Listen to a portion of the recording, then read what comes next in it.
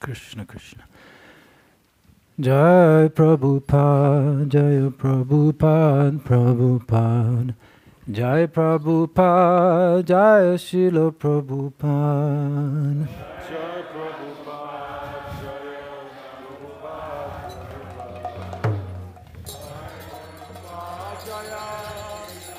Prabhupada, Jaya Prabhupada, Jaya Prabhupada, Prabhupada. Jai Prabhupada, Jaya Srila Prabhupada.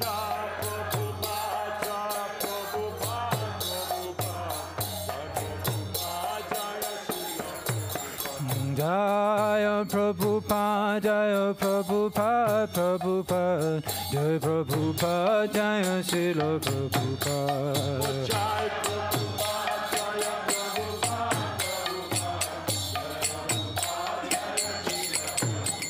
Jaya Prabhupada, Jaya Prabhupada, Prabhupada, Jaya Prabhupada.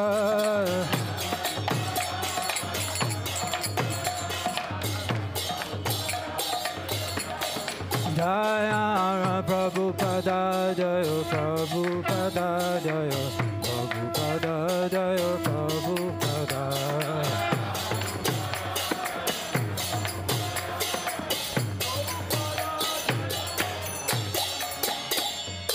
Shri Guru Charana Padma Kevala Bhakti Sadma.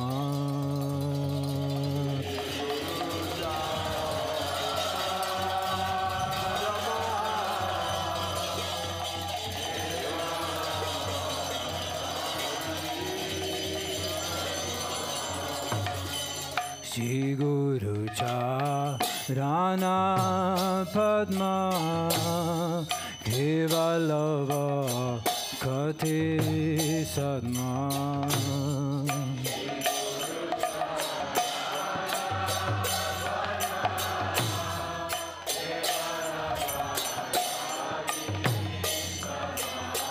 Bando Mui Savadana Mate.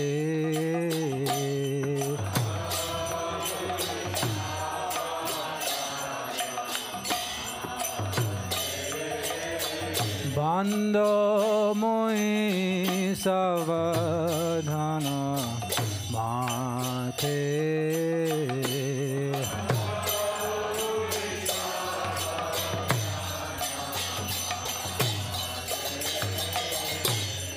Yahara Prasadeva He Baba Toriya Jai.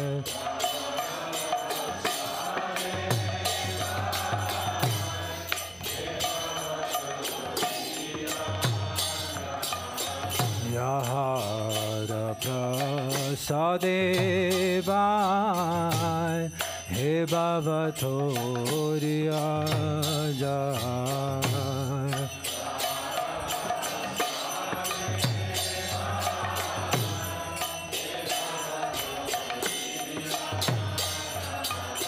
Krishna Prapti Hoya Hoite.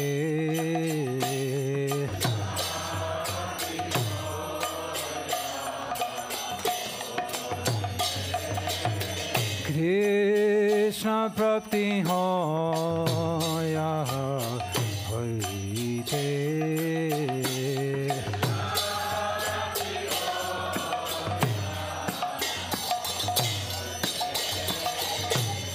Guru Mukha Padma Vakya Chite Te Koriya Kya.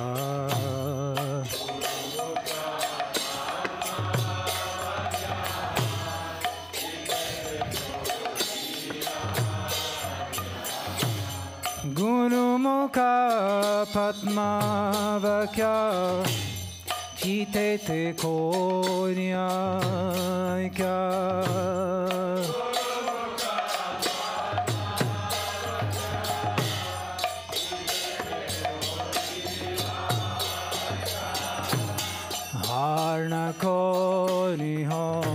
mane asha.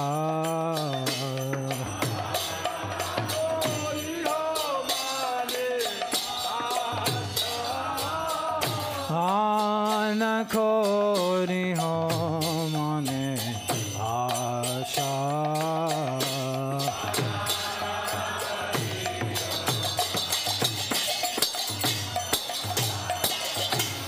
Shri Guru Charane Rati Aise Uttama Gati.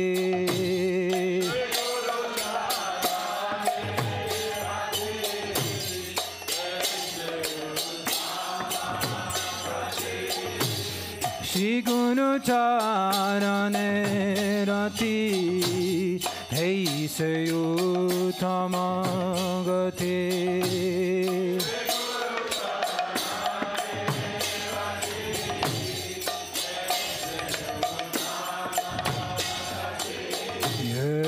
Prasade pure sarva asha.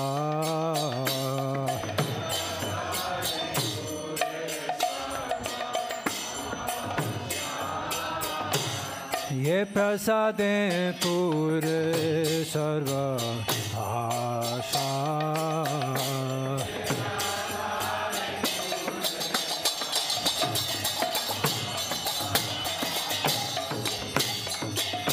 Chakudano dilo jai jamne jamne Prabhu se. Chakudano dilo jai jamne jamne Prabhu se. Divegani de prokashito.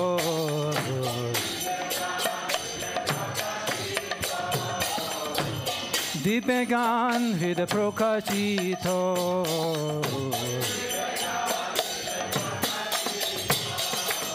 Prema bhakti ahurche avida vinashayate.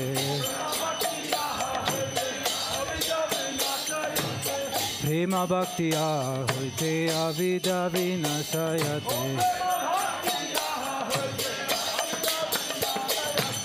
Vedegaya haracharito.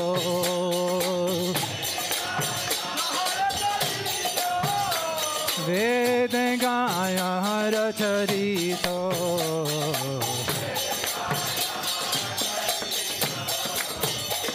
Shri Guru Karuna Sindho Hadamaja Narabandhu.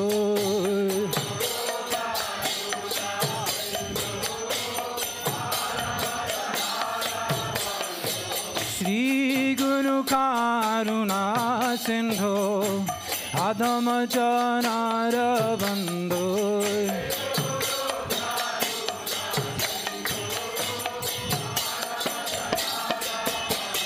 Lokana Lokara Jivana Srila Prabhupada Lokara Jivana.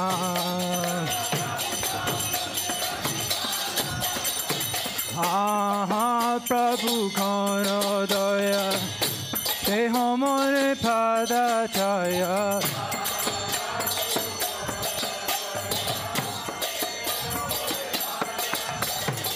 Aha Prabhu Kara Daya Deho More Pada Chaya.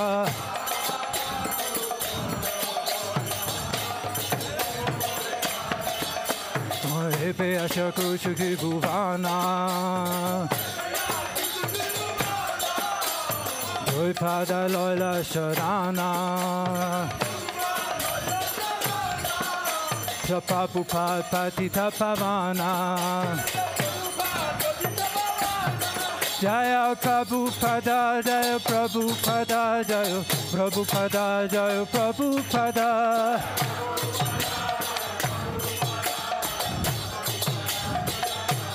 Prabhupada, Prabhupada, Prabhupada, Jaya Jaya Prabhupada.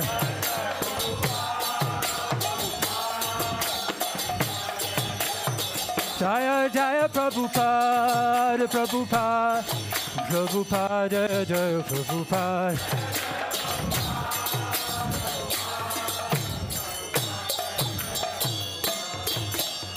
Namo Vishnu Padaya Krishna Prestaya Bhutale Shrimate Bhakti Vedanta Swami Niti Namine.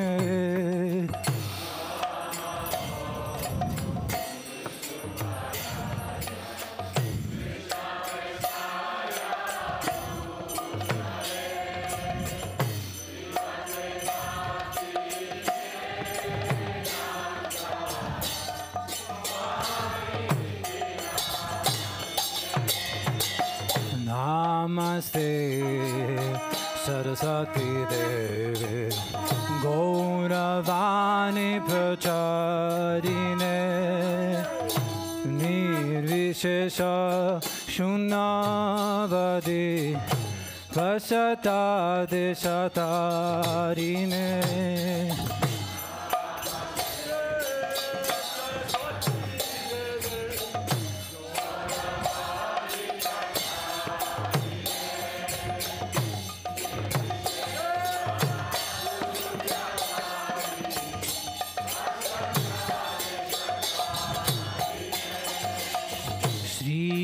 Krishna Chaitanya Prabhu Nityananda Shri Advaita Gadadhar Shivasari Gaura Bhaktarinda.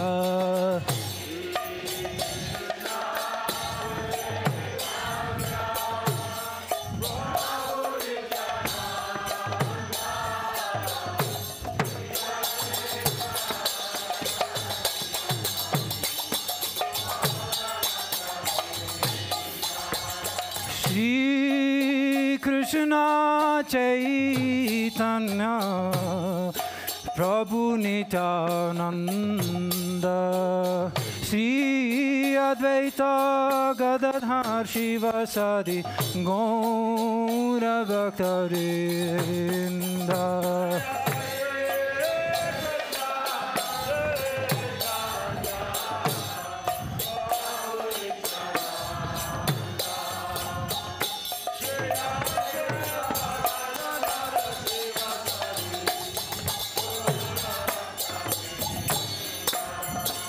Shri Krishna Chaitanya Prabhu Nityananda Shri Advaita Gadadhar Shivasadi Gaura Bhaktarinda.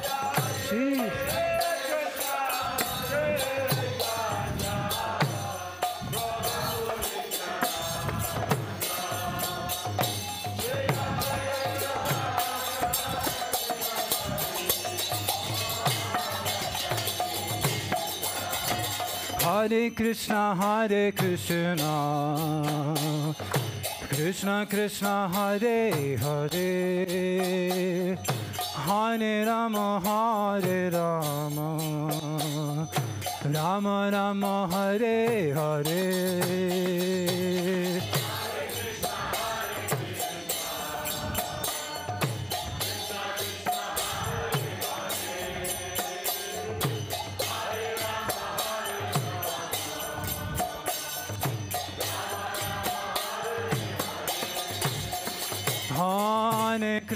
Hare Krishna, Krishna Krishna, Hare Hare, Hare Rama,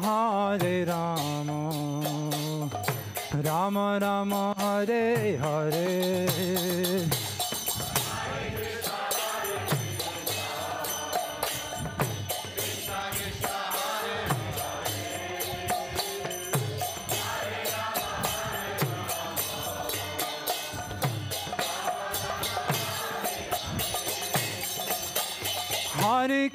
Hare Krishna, Krishna Krishna Hare Hare Hare Rama Hare Rama Rama Rama Hare Hare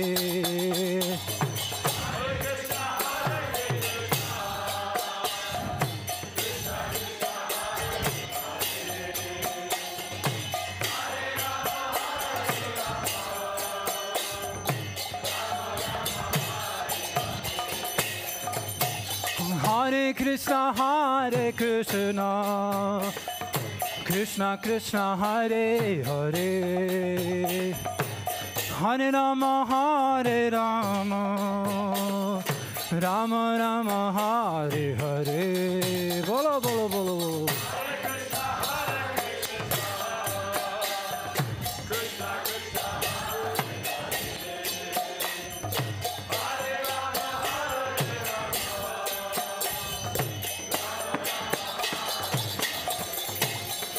Hare Krishna, Hare Krishna, Krishna Krishna, Hare Hare, Hare Rama, Hare Rama, Rama Rama, Hare Hare.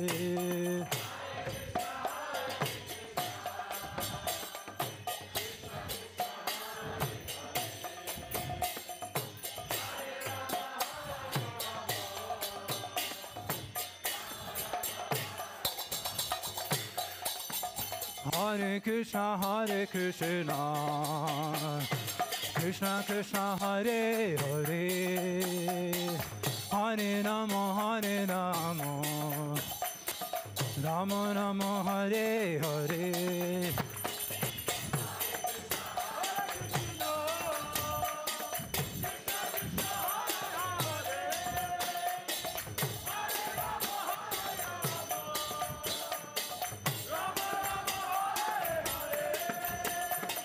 Hare Krishna, Hare Krishna, Krishna Krishna, Hare Hare, Hare Rama, Hare Rama, Rama Rama, Hare Hare.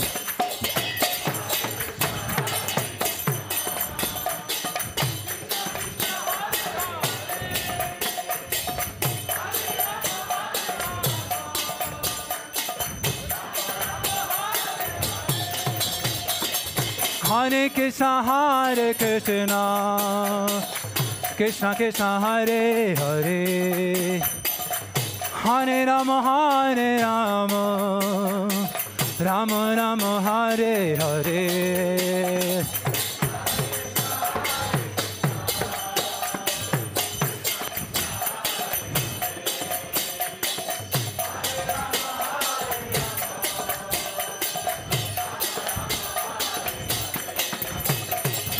Hare Krishna, Hare Krishna, Krishna Krishna, Hare Hare, Hare Rama, Hare Rama, Rama Rama, Hare Hare.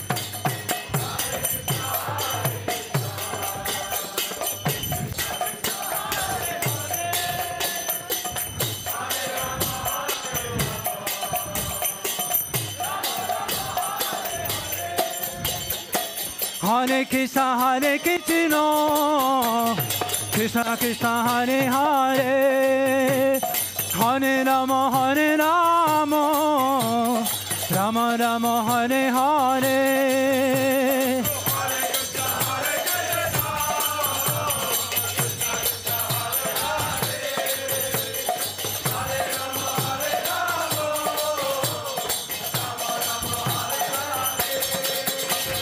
Hare Krishna, Hare Krishna, Krishna Krishna, Hare Hare, Hare Rama, Hare Rama, Rama Rama, Hare Hare.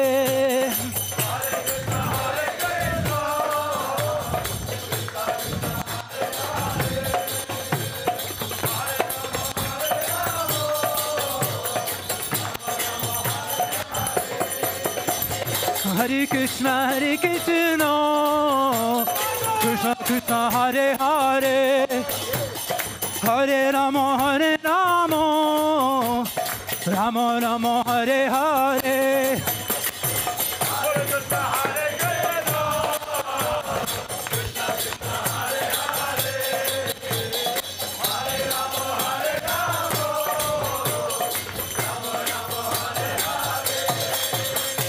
Hare Krishna, Hare Krishna, Krishna Krishna, Hare Hare, Hare Rama, Hare Rama, Rama Rama, Hare Hare. Bolo bolo.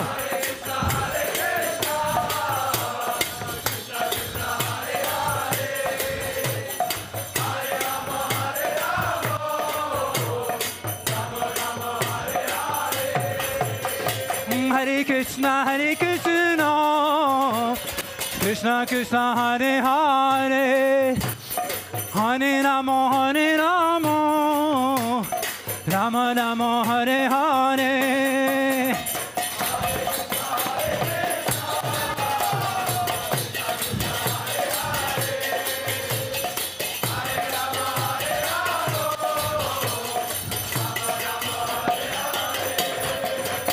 Hare Krishna, Krishna Krishna, Hare Hare, Hare Rama, Ram Ram, Hare Hare.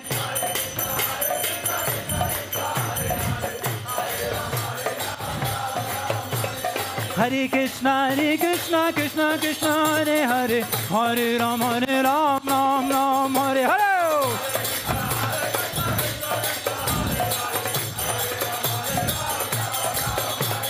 Hare Krishna, Krishna Krishna, Hare Hare, Hare Ram, Ram Ram, Hare Hare.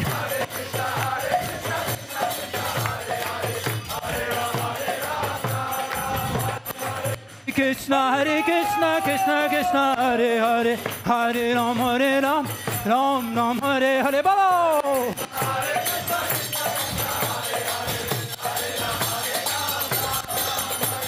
Hare Krishna, Krishna Krishna, Hare Hare, Hare Ram, Ram Ram, Hare Hare.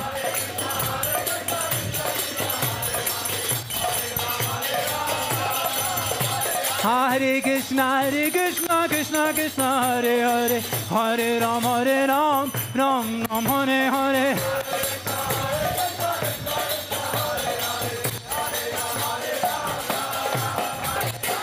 Hare Krishna, Krishna Krishna, Hare Hare, Hare Rama, Rama Rama, Hare Hare. Krishna Krishna, Hare Hare, Hare Rama, Rama Rama. Hare Krishna,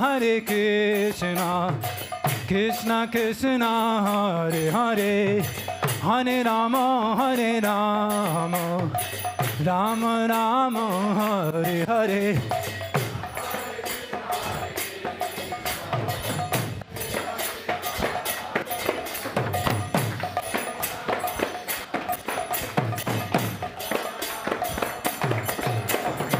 Hare Krishna, Krishna Krishna, Hare Hare, Hare Rama, Rama Rama, Hare.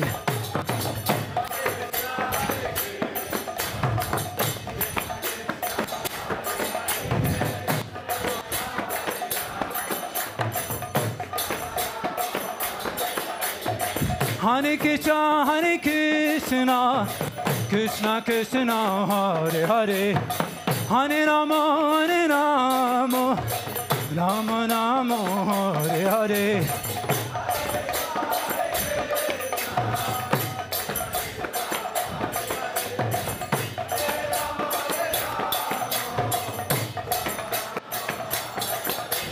Hare Krishna, Krishna Krishna, Hare Hare, Hare Rama,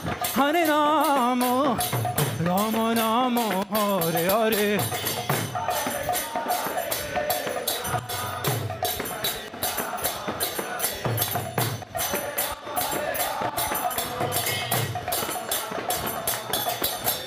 Hare Krishna, Krishna Krishna, Hare Hare, Hare Ram, Ram Ram, Hare.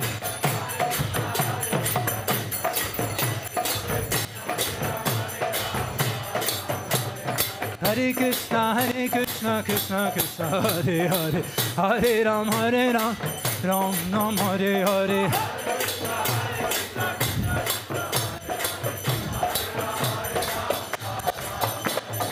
Hare Krishna, Krishna Krishna, Hare Hare, Hare Ram, Ram Ram, Hare Hare.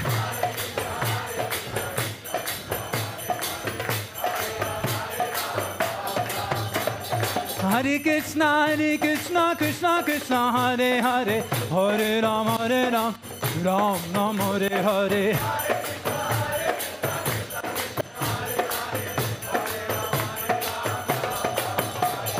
Hare Krishna, Krishna Krishna, Hare Hare, Hare Ram, Ram Ram, Hare Hare.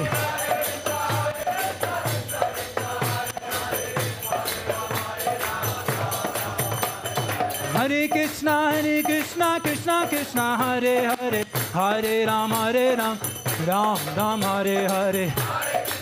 Sing loud from all of your heart. Hare Krishna, Krishna Krishna, Hare Hare, Hare Ram, Ram Ram, Hare Hare.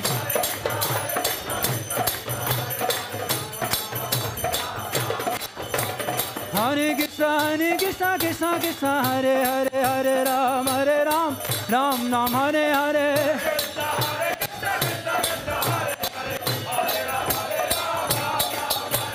Hare Krishna, Krishna, Hare Hare, Hare Ram, Ram Ram, Hare Hare.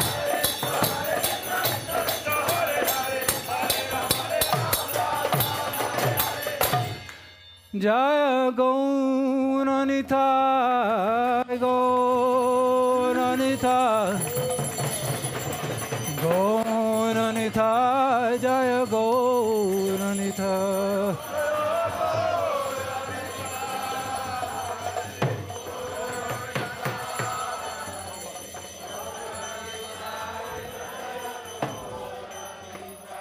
Jaya Gauranita, Gauranita, Gauranita, Jaya Gauranita.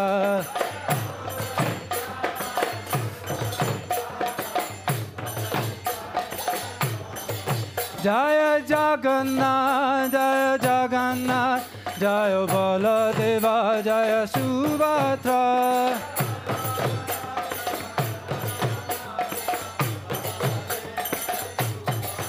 Jaya Radha Kishori Vallabh, Radha Kishori Vallabh, Radha Kishori Vallabh, Shri Radhe.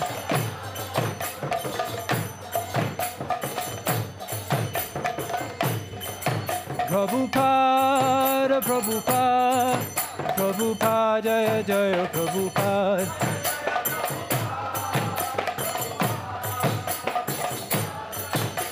Jaya Jaya Prabhupada, Prabhupada, Prabhupada, Jaya Jaya Prabhupada.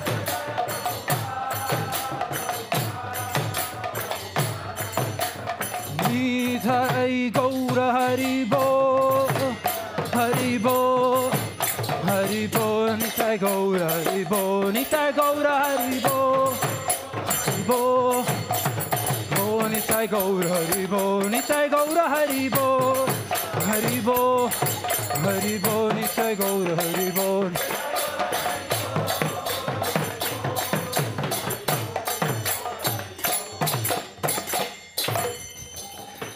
Shri Harinam Sankirtan Yaga Ki.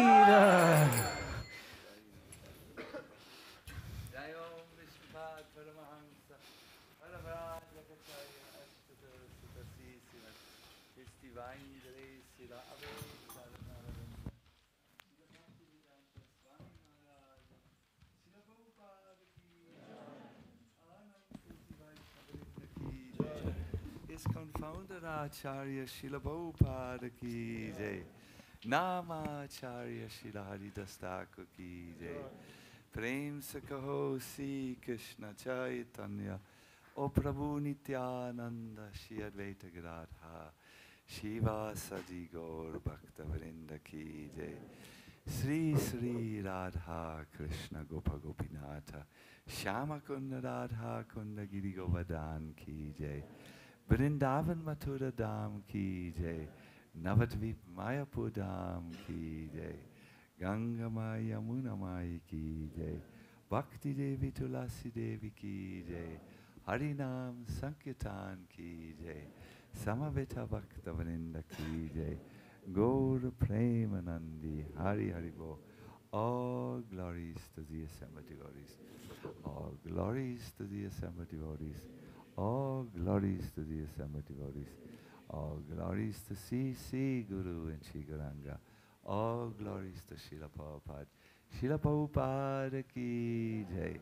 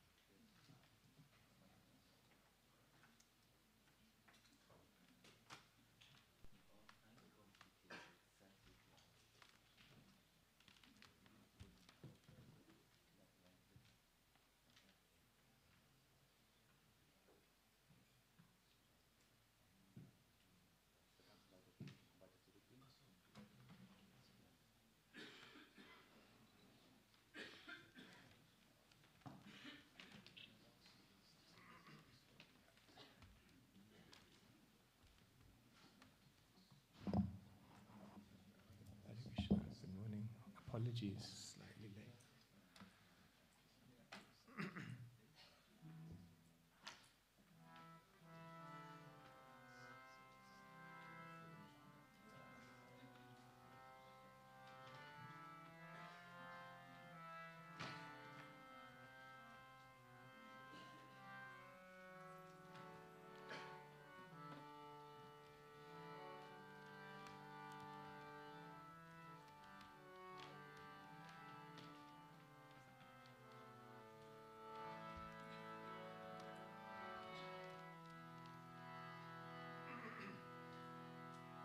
Hari Hari Bifale Janama Gunaino Hari Hari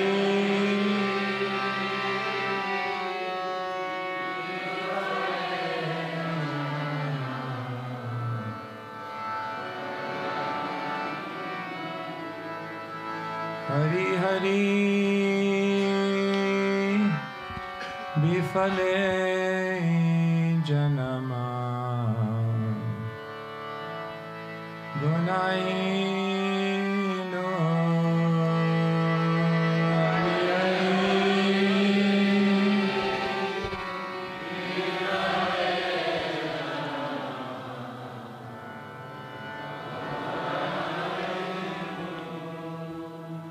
Manushaja Namapaya Radha Krishna Nabhajiya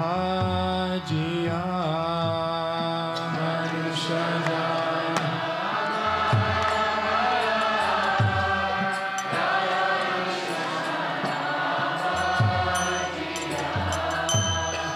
Manushaja Namapaya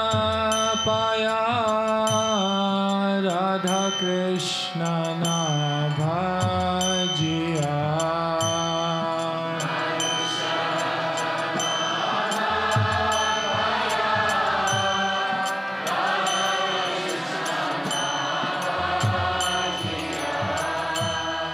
Janiya Suniya Bishakhaino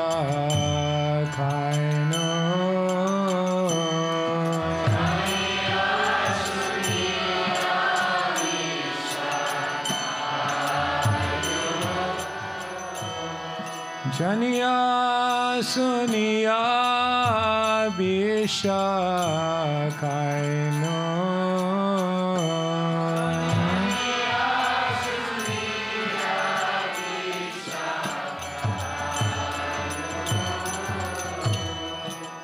Golokera Premadhana Harinama Sankirtana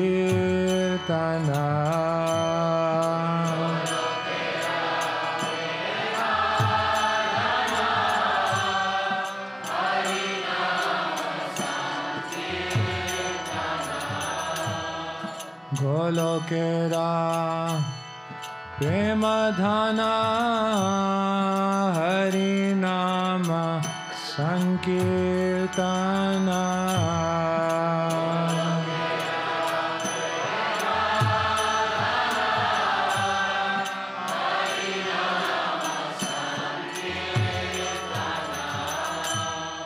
Ratina Janilo Kene Taya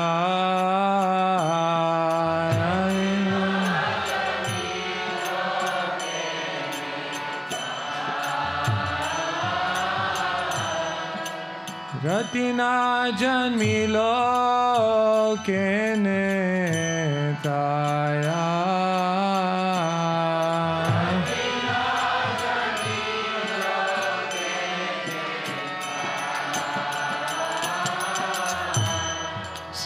Samsara Bishanale Divane Shihiya Jwale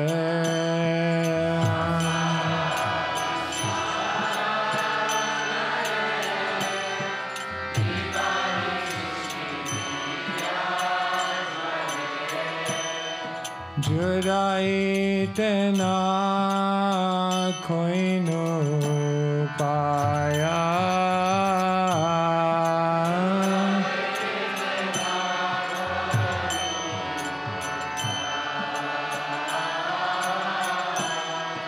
जुराइते ना कोई no पाया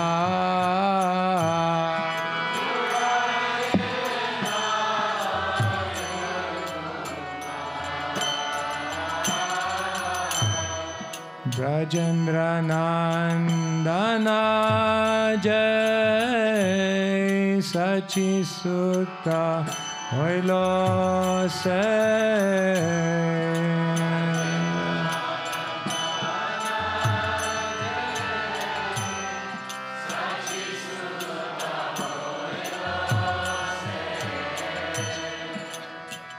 बलराम होइलो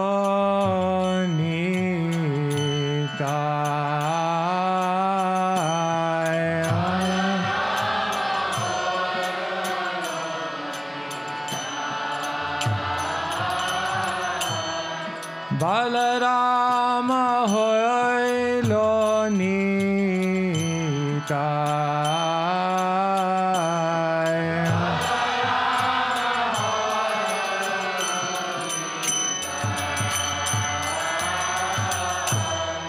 दीनहीना जथा छिलो हरि नामे उधारिलो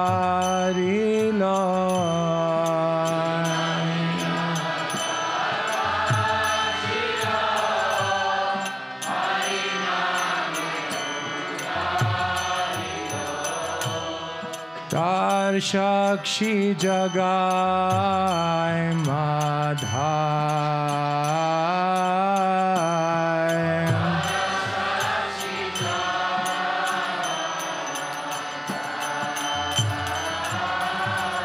तारा साक्षी जगाए माधाय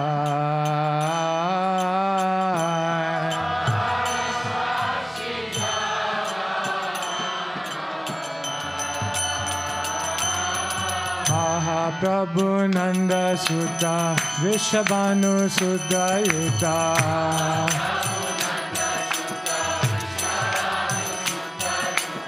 आहा प्रभु नंद सुता वृषभानु सुदयुता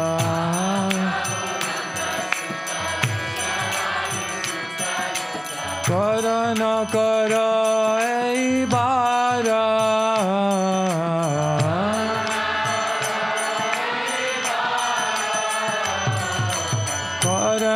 करो ऐ बारा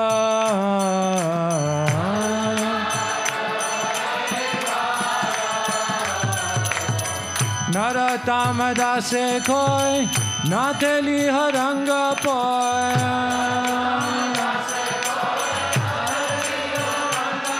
नरतम दासे कोई नाथली हरंग पोय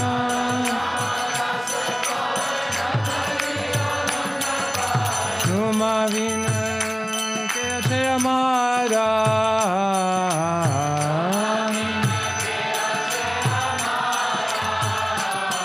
तुम बिना कैसे हमारा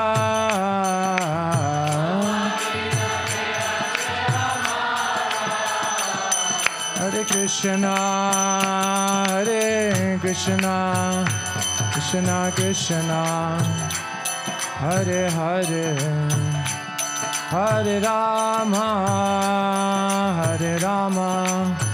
राम राम हरे हरे हरे कृष्णा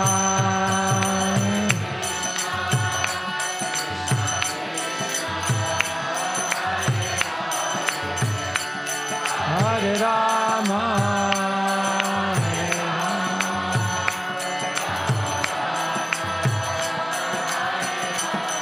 जय वैष्णव ठाकुर वैष्णव ठाकुर वैष्णव ठाकुर जय वैष्णव Thakur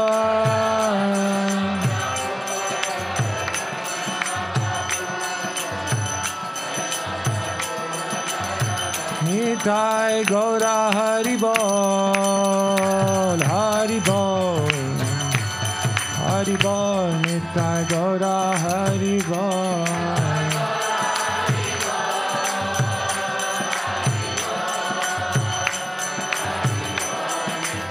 Jaya, Jaya Prabhupada, Prabhupada, Prabhupada, Jaya, Jaya Prabhupada.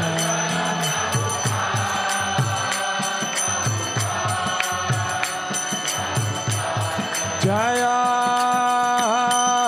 Jaya Prabhupada, Prabhupada, Prabhupada, Jaya, Jaya Prabhupada.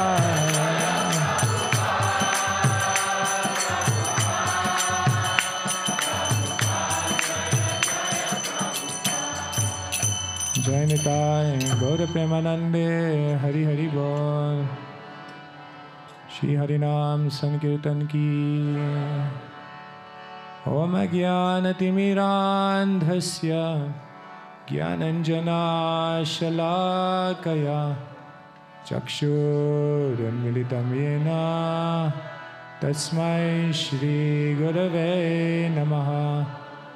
Shri Chaitanya Manobhishtam Stapitam Yena Bhutale Swayamarupa Kadamayam Dadati Swapadantikam Vandeham Shri Guru Shri Yata Padakamalan Shri Gurun Vaishnavamscha Shri Rupam Sagrajatam Sahagana Raghunathanvitam Tam Sajivam Sadvetam Savadutam Parijana Sahitam Krishna Chaitanya Devam Shri Radha Krishna Padan Sahagana Lalita Shri Vishakhanvitamscha He Krishna Karana Sindhu Dinabandhu Jagatpate Gopesha Gopika Kanta Radha Kanta Namostute Tapta Kanchana Gaurangi Radhe Vrindavaneshwari Vrishabhanu Sutta Devi Pranamami Hari Priya Vanchakalpatarubhyascha Kripa Sindhubhya Evacha Patitanam Pavanebhyo Vishnavebhyo Namo Namaha. Shri Krishna Chaitanya Prabhu Nityananda Shri Advaita Gadadara Shri Vasudi Gaur Bhakta Vrinda Hare Krishna Krishna Krishna Hare Hare Hare Rama Rama Rama Hare Hare. Shri Prabhupada ki, Granthara Srimad Bhagavatam ki.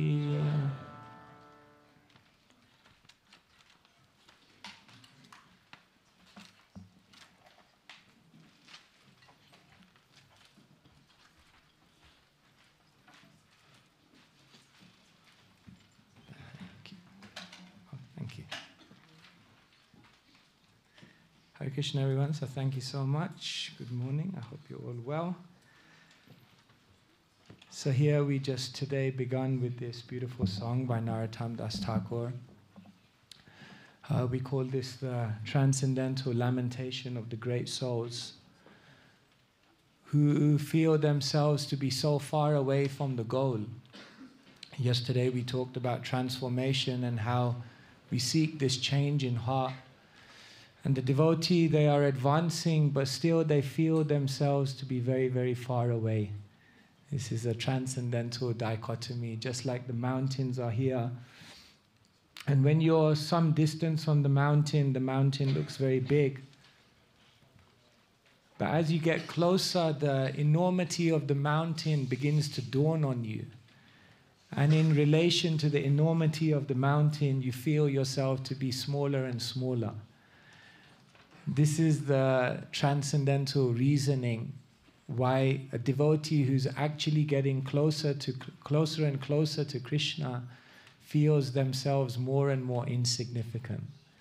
Because the enormity of Krishna, the greatness, the charm, the beauty of Krishna is actually registering within their consciousness, and in relation one feels themselves to be inadequate, unable to reciprocate. And so, but the devotees in their transcendental lamentation have a great hope. Yes, I am far away, but I think I will make it. Therefore, it doesn't become toxic positivity. Or in the world today, now they have this thing called toxic positivity, because it's a world of self-development and motivation, where the world tells you, you can do it, you can be anything you want, aim high. But it becomes very, very toxic, because people soon realize that they can't make it, that they won't make it, that it was a good dream, but that's all it was, a dream. They say much of motivation in the world is like a matchstick. You light it, and immediately there is illumination and great fire and great vigor. But then slowly that fire starts dwindling more and more and more. And if you keep holding on to it, eventually it burns you. So much of motivation like that is like that in the world. It starts off great, but then amounts to nothing and becomes quite toxic. So someone asked me, but in Krishna consciousness you have this hope against hope, that you think you're going to make it, but you may never make it, and how's that any different? But I tell them the difference between toxic positivity and hope against hope is that a devotee knows there is a higher power than them. And therefore it can never turn toxic, because they know in all my inadequacy, in all of my failures, in my inability to be where I want to be, still I have hope, and still I know I'll make it, because there's a higher power than me. And therefore it never becomes toxic, it never becomes depressing to a point where it breaks someone. Yes, sometimes we feel I'm far away, but we keep in mind that Krishna is very kind, and Krishna can change anything, and therefore the devotee always has hope.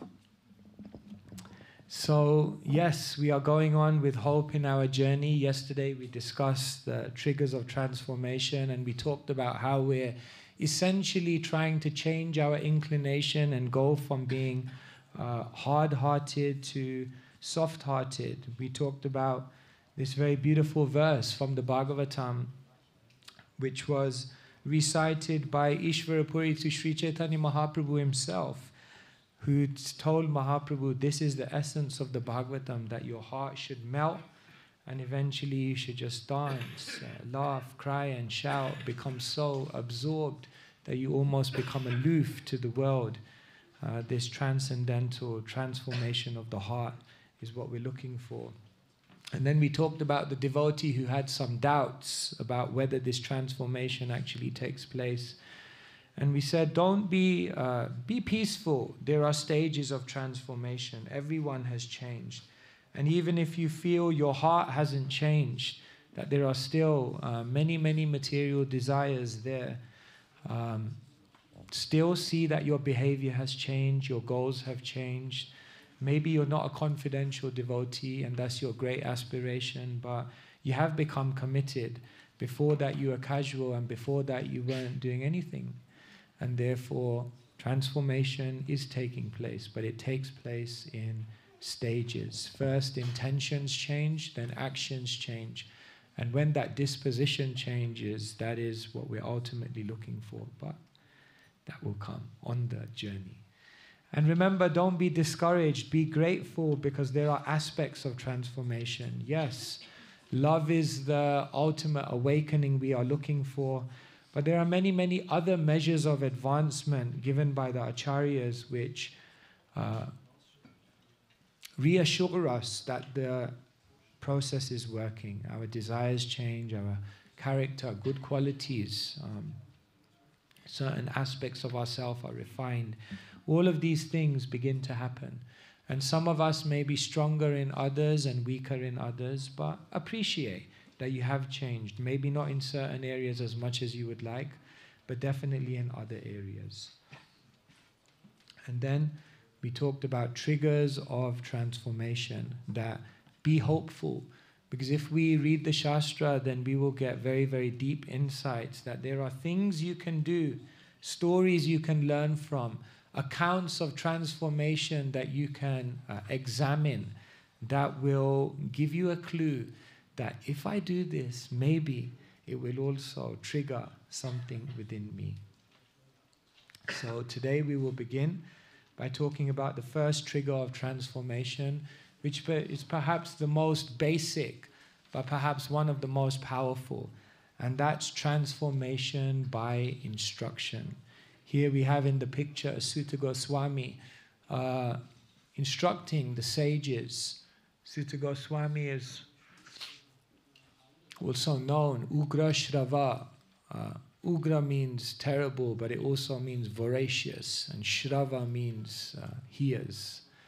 So he who has heard voraciously can also speak voraciously. One must be very, very eager to hear.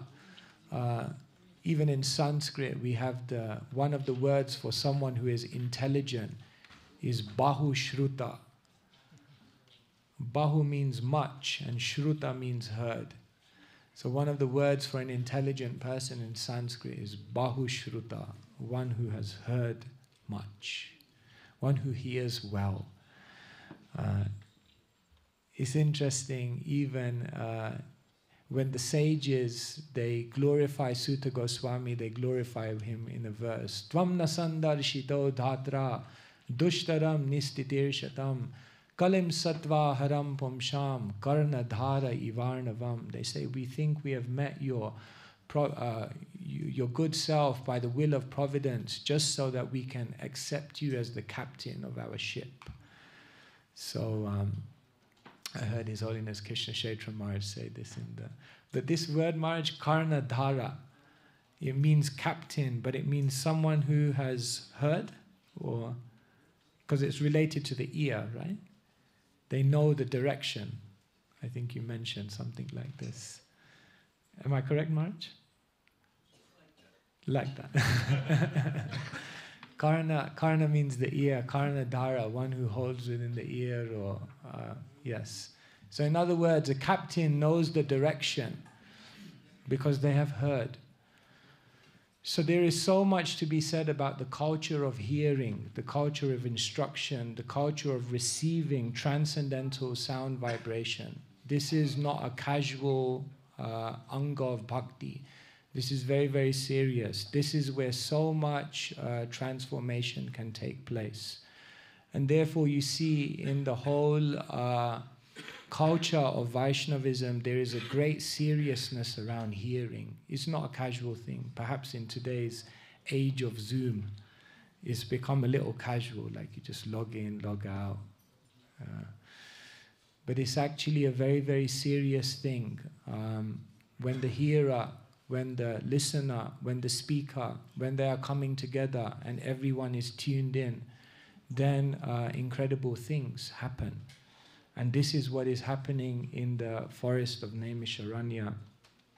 And as the sages are inquiring from Sutta Goswami, then they reveal their qualification for hearing. So can please repeat after me. Vayam tu na vitripyama uttama shloka vikrame Yachrinvatam rasagyanam Swadu swadu pade pade Vayam tu na vitripyama Uttama shloka vikrame Yatrinvatam rasagyanam Swadu swadu pade pade. Sutta Goswami has arrived and the sages have begun to ask their questions.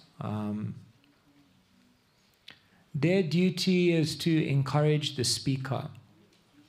And therefore they're saying, we never tire.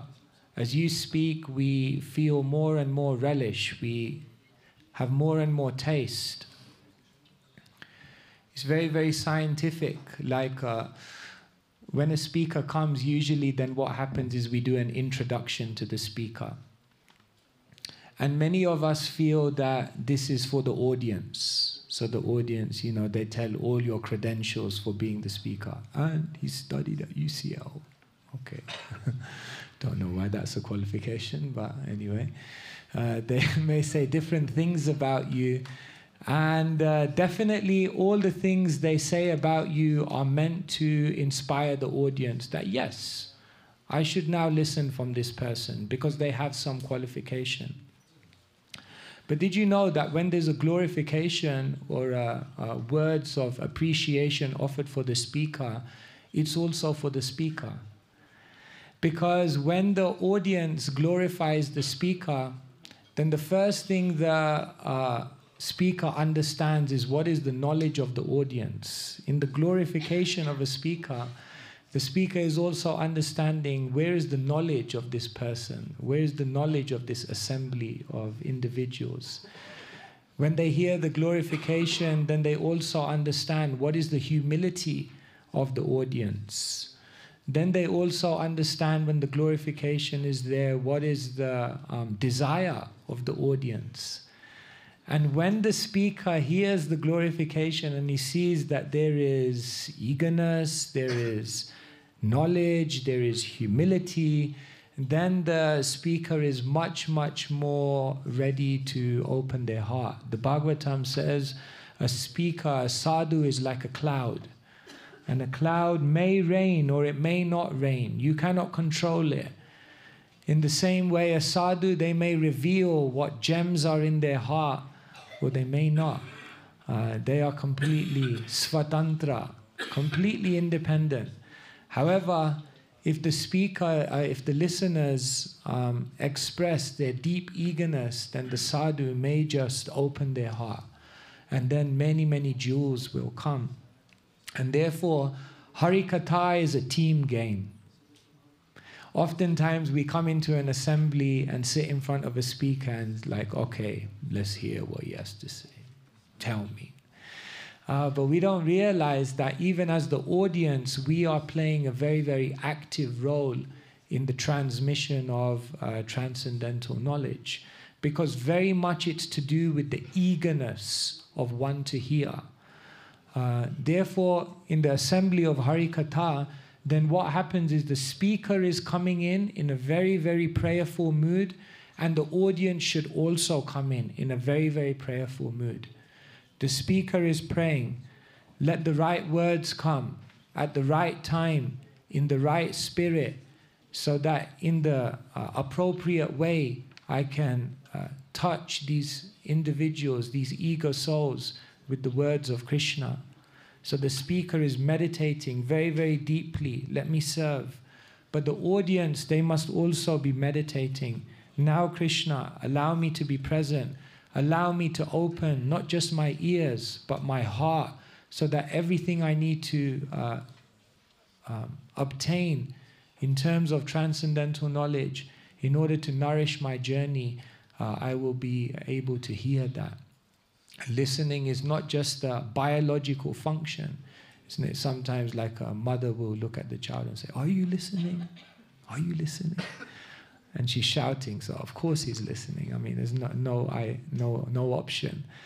But why is she asking, are you listening? Because she realizes that I can speak and he can receive it through his ears. But are they receiving it in their heart? Are you really listening? That is the transcendental reciprocation that goes on. So here, the sages are saying, showing, we're eager, please speak. And by their eagerness, then Sutta Goswami, like the sadhu, like the cloud, begins raining many, many things on them. So Srila Prabhupada writes a very beautiful purport. There is a great difference between mundane stories, fiction or history, and the transcendental pastimes of the Lord. The histories of the whole universe contain references to the pastimes of the incarnations of the Lord. The Ramayana, the Mahabharata, and the Puranas are histories of bygone ages, recorded in connection with the pastimes of the incarnations of the Lord, and therefore remain fresh even after repeated readings. For example, anyone may read the Bhagavad Gita or the Srimad Bhagavatam repeatedly throughout his whole life and yet find in them new light of information. Mundane news is static, whereas transcendental news is dynamic, inasmuch as the spirit is dynamic and matter is static. Those who have developed a taste for understanding the transcendental subject matter are never tired of hearing such narrations. One is quickly satiated by mundane activities, but no one is satiated by transcendental or devotional activities. Uttama Shloka indicates that literature, which is not meant for nescience, mundane literature is in the mode of darkness or ignorance, whereas transcendental literature is quite different. Transcendental literature is above the mode of darkness, and its light becomes more luminous with progressive reading and realization of the transcendental subject matter. The so-called liberated persons are never satisfied by the repetition of the words Aham Brahmasmi. Such artificial realization of Brahman becomes hackneyed, and so to relish real pleasure they turn to the narrations of the Srimad Bhagavatam. Those who are not so fortunate turn to altruism and worldly philanthropy. This means the Mayavadi philosophy is mundane, whereas the philosophy of Bhagavad Gita and Srimad Bhagavatam is transcendental. Prabhupada is encouraging us that the great souls have learned how to relish. They keep reading, they keep hearing, and they never tire. So this is very, very important, that if we want to transform the heart, then the process of hearing is very much that process of transformation. The Srimad Bhagavatam contains many, many different topics. Atra sargo visargascha stanam poshanam utaya manvantareshanu katha nirodha muktir ashraya. And different commentators say the different topics are, in one sense, contained within all the cantos. So some commentators say you can't really map one topic to a particular canto. Other commentators say, yes, that's true, but you can also map different topics to different cantos. And so Sridhar Swami, he maps it in a certain way whereby he says from canto 3 to 12, you basically get the 10 topics of the Bhagavatam. 3 is Sarga, creation. 4 is Visarga, secondary creation. 5 is Sthanam, planetary systems, and so forth. In his analysis, he says, then someone may ask, what is the topic of the first and second canto? So he says the topic of the first canto of the Bhagavatam is Adhikar. He said, because there's no point proceeding in hearing of the Bhagavatam until first we deeply realize what is the Adhikar of someone to hear Bhagavatam. Otherwise, Bahu Janma Kara Jadi Shravana Kirtan Dabutana Paye Krishna Pade Prema Dhan. You can hear for lifetimes, Bahu Janma, but you may not get the fruit if you don't have the proper Adhikar. And so he says that if you analyze the first canto of the Bhagavatam, then you realize what is the actual Adhikar of someone to hear Bhagavatam. It's not a casual thing. One must have a deep qualification. Then when they hear Hari Katha, it will have an incredibly profound transformational effect. And the way he analyzes it, he says there are 3 conversations in the first canto of the Bhagavatam. The first conversation takes place in the chapters number 1 to 3. This is the conversation between Sutta and the sages.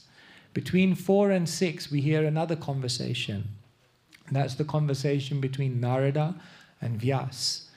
And he says then, between 7 and 19, we hear another conversation, which is the conversation which is going to ultimately lead us to the conversation between Parikshit and Sukadev.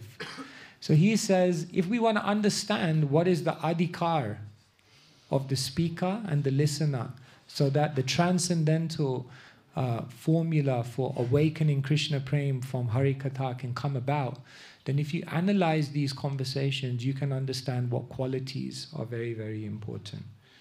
So he says, these are the qualities. He says, in the first conversation of the Bhagavatam, we hear the conversation between Sutta and the sages headed by Shaunaka Rishi. What the sages do is they ask 6 questions. And those 6 questions are asked as the Bhagavatam begins. And then by the 3rd chapter of the Bhagavatam, Sutta Goswami has answered all of their 6 questions. So then they're like, oh my God, he's answered all the questions. Quick, ask some more questions. Keep him talking. So then later on they ask more questions. But the first 6 questions are asked by Sutta, by the sages to Sutta, and he answers them. So it's explained that Sutta Goswami represents the quality of a speaker, that a speaker is utsaha, a speaker is enthused, a speaker is inspired, and a speaker has been emotionally moved by the information that they're about to share with others. In Harikatha, the speaker must be inspired. The speaker must be feeling on some deeper level what they are conveying to their audience. Otherwise, the full impact of that Harikatha will not take place. Because when you are hearing a speaker, you're not simply hearing their words, but what you're hearing is their conviction, their taste, their relish, their assimilation of what they are sharing. And so Sutta Goswami represents someone who's ready to just speak and speak and speak. He doesn't need to stop. He's ready to continue because he has great eagerness. And Shaunaka and the sages, they represent Jigyasu. The audience must be very, very inquisitive. The audience must be very, very... they must have things in their heart and mind that they want to resolve. And when they come into the audience of or the company of sadhus, then they are seeking the opportunity now to resolve what is in their heart. And therefore, Jigyasu, Shreya Uttamam, one must be very, very inquisitive when one comes before the spiritual master. And this was the qualification of the sages. And therefore they continually, through the Bhagavatam, keep asking questions, never run out. Then what happens is once Sutta Goswami has answered their 6 questions, the sages think, oh my God, let's ask something more. So then they ask another 4 questions. And the first of those questions is answered in the next 3 chapters of the Bhagavatam, which are all about how did the Bhagavatam come about. So in order to explain how did the Bhagavatam come about, Sutta has to narrate the conversation between Narada and Vyas. Because Vyas had compiled so many things, but still he was not satisfied. And only when he encountered Narad Muni did he realize the cause of his dissatisfaction, which led to the creation or the appearance of Srimad Bhagavatam. So then, Sridhar Swami says, in the next conversation, we hear another qualification of the speaker and the listener. Narada represents Bhagavat Kripa. The speaker should not just be enthused about what they're speaking about, but they must have received the blessings of their predecessors. We know that Narad Muni had heard from the Bhagavatas. He had had their prasadam, and therefore his consciousness had become transformed. So one can speak if one has pleased their predecessors, and if their predecessors bestow their blessings, then they can act as a representative of the predecessor. This is how parampara works, that one is simply being empowered by those who came before them.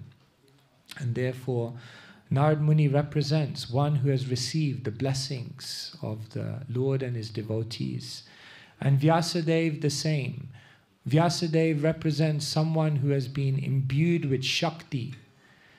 Krishna Shakti Vinana He Tara Pravartan. No one can spread the message of Krishna if they are not endowed. And therefore we know Vyasadeva is the literary incarnation, the Shakti Avesh avatar. And therefore he is empowered not just to create, but he is empowered in all ways. And therefore he is also empowered to represent the ideal disciple. And so Vyasadeva was the ideal disciple, empowered with blessings. So like this, we're beginning to hear more. What does it mean to actually speak? What does it mean to hear? And when the speakers, the Shrota means the speaker, and the Vakta means the hearer. Vakta means the speaker, Shrota means the hearer. When this combination happens, it's very powerful. And then after answering the first of their second set of 4 questions, the final questions, 2, 3, and 4 of the sages are questions about Parikshit, and questions about how he ended up having this dialogue with Sukadeva Goswami, which leads us to the dialogue between Parikshit and Sukadeva. And Sridhar Swami says Sukadeva represents someone who is completely surrendered. So the speaker must be enthused, moved, emotionally resonating deeply with what they're speaking. They should have received the mercy of the Lord, and they must be surrendered. They must be completely aligned with the will of the Lord. Then they can act as an instrument. Because when one is surrendered, then it means one is completely an instrument.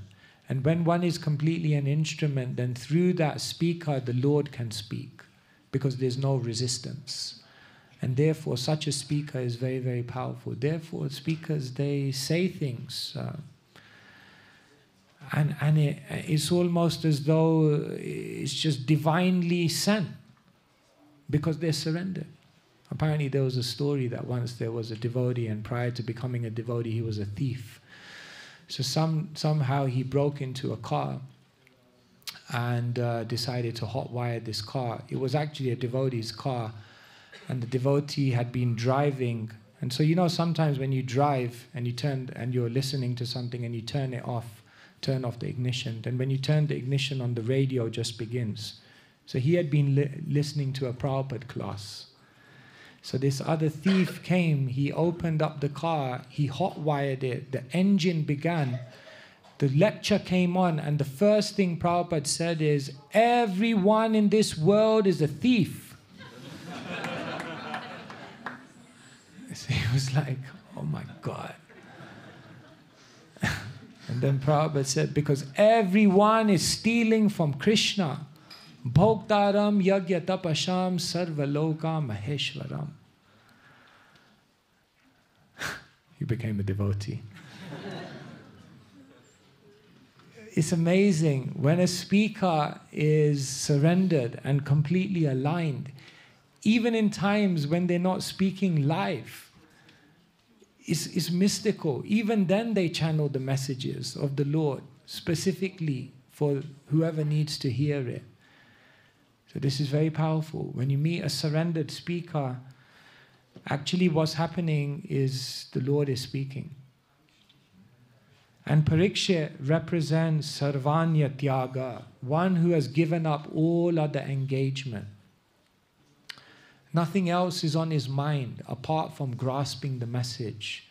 He has become fully vyavasayatmika buddhi, fully focused. has absorption. See, it's very interesting. Parikshit was hunting, and then he got affected by not having, thirsty, hungry. Got affected. Because at that time the absorption was not there.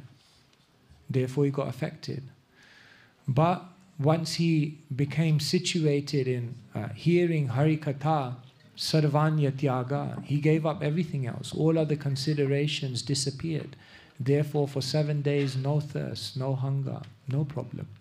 Because Sarvanya Tyaga, he had become absorbed, one-pointed. Isn't it so powerful? This is a trigger of transformation. Every day we are hearing so much, but the more we qualify ourselves as listeners, then we can draw so much more from Harikatha. And therefore, actually now, in our teaching, we are realizing that it's not just about speaking many, many things, but it's also about opening each other up as the audience so that we can receive it. A speaker may think, or someone trying to deliver Harikatha may think that what I'm trying to do is give faith. That's very true. But sometimes it's also needed that what speakers have to do is generate doubt. Because if there is no doubt within the listener, then that faith will not evolve to its full maturation. Therefore, there must be doubt. There must be, because that doubt creates a certain fire through which everything else can be digested. And so, we're realizing now that when we speak, it's not just about speaking to give faith, but it's also speaking to generate doubt. In Sanskrit, this is known as Vishaya Samsaya. You have to actually implant some doubt into your audience, which then wakes them up to think, which then allows them to receive. Speakers think that they are giving answers, but we have to stimulate questions. We think that we're giving philosophy, but we have to open hearts. Because to go on a quest, the word quest is contained within the word question. And so, this is a very nice realization. I shared this in Golokadam as well. From a Christian thinker, Richard Rohr, who many of you may have heard of, who writes, "Education, both secular and religious, has for many years given people easy answers to questions they weren't even asking. People accept the answers too quickly, and those answers sink in about an inch deep. This kind of easily won knowledge can pass away as quickly as it came. Why is this? It is knowledge we did not thirst for or long for." It's powerful. What he's basically saying is, what is the qualification of the listener to actually receive the messages of the Lord? It means there must be a hunger. Otherwise you can hear, but if there's not a hunger in the heart, he says it will only go in about an inch deep.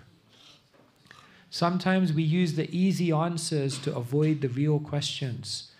Because we know the answer already, we stop searching. We sit down and remain stationary rather than stepping into the difficult journey of hard-won faith. Most people are no longer on a journey.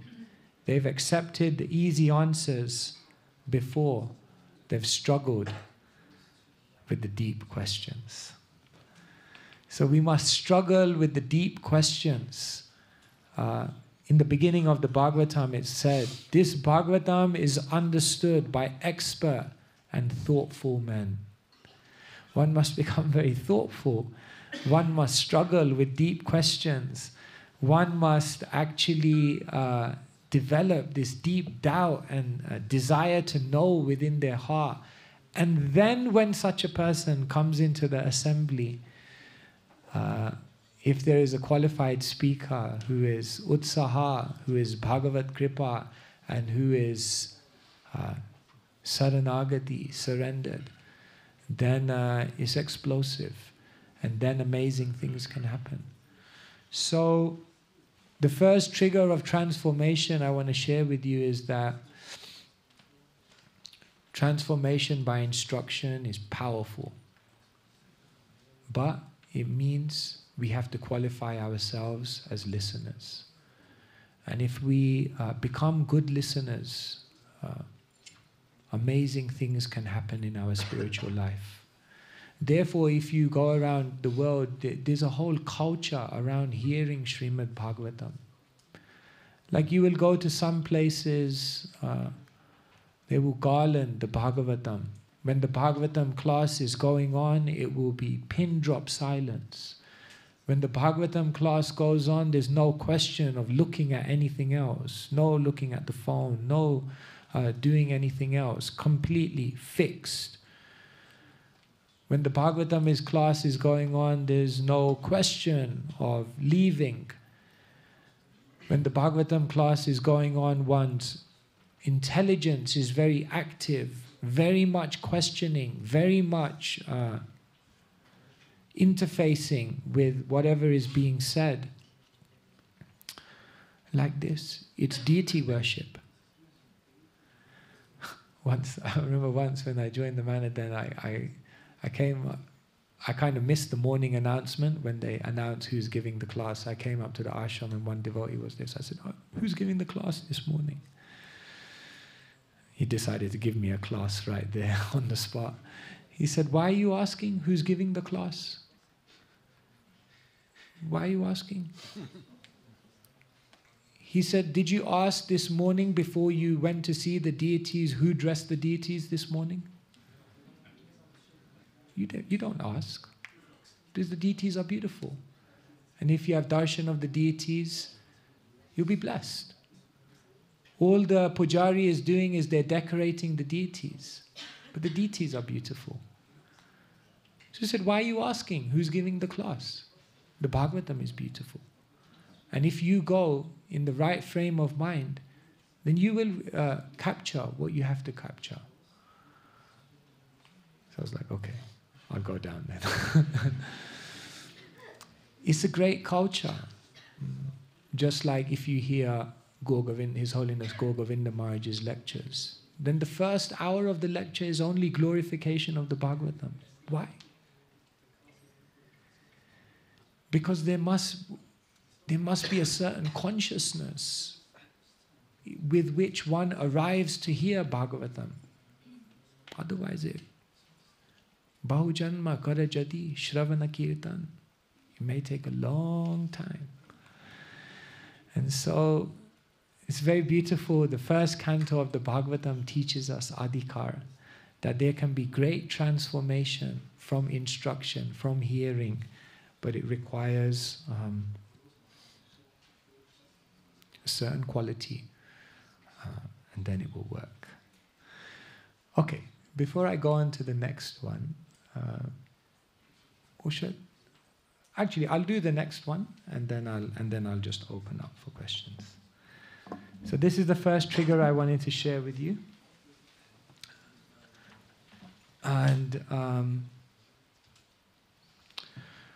okay, this slide was here also. Let me just also share something here. In the Bhagavad Gita, Krishna explains that there are different effects that transcendental knowledge can have on an eager listener. Krishna says, "Yasya sarve savarambha kama sankalpa varjita jnana agni karma dagdanam tamahur pandita buddha." That knowledge is like a fire. And if you listen, then it can burn up all your karmic reactions. Because what is the purpose of that karma? That karma is to educate you. But if you gain that education through hearing, then that karma has no more need to act in your life. And therefore, knowledge is like a fire, which can remove your karma, if you hear attentively. Deshamivānukam partham aham agyana jamtamaha nasayamyat mabhavasto jnana deepena bhashvata. Krishna says, knowledge is also like a lamp. If one hears very, very well, then what Krishna says is, I within the heart will destroy all the ignorance with the shining lamp of knowledge. So ignorance is constantly clouding our vision to make decisions, to decide life directions, to cope with the different roller coaster events, experiences of life. But when one hears well, then one has great clarity. Apichayadachi papebhyo sarvebhya papakritama sarvam jnana plaveneva virginam sandarisyashi. Krishna says knowledge and this transcendental instruction is like a boat. So this world is full of waves, ups and downs. But if one hears well, then actually one's mind will be completely pacified by hearing Harikatha. Harikatha will actually pacify one from even the most difficult of situations. Because it's a boat which offers great protection. And therefore it said, Yasham vai shruyamanayam Krishne paramapurushe bhakti rutpadyate pumsha shoka moha bhayapaha. That one who hears well, shoka, all lamentation disappears. Moha, all illusion disappears. Bhaya, all fear disappears. Because knowledge is like a boat, but one must hear well. And tasmad jnana sambhutam ritstam jnana sinatmana chitvainam shamshayam yogam atisto tista bharata. Knowledge is also like a sword, because what it will do, it will slash all the doubts that have taken root within one's consciousness. But one must hear well. Then no more doubts. All doubts satisfied, just as Arjun's doubts were. Krishna, he says, all my doubts have disappeared. Nastamoha smriti labdva tvad prasadat mayachita stitosmi gata sandeha. Stitosmi, I'm fixed, gata sandeha. All doubts have gone. So this is why it's such a powerful trigger. So much can be received in Harikatha, but one must become good at how to receive those transcendental instructions.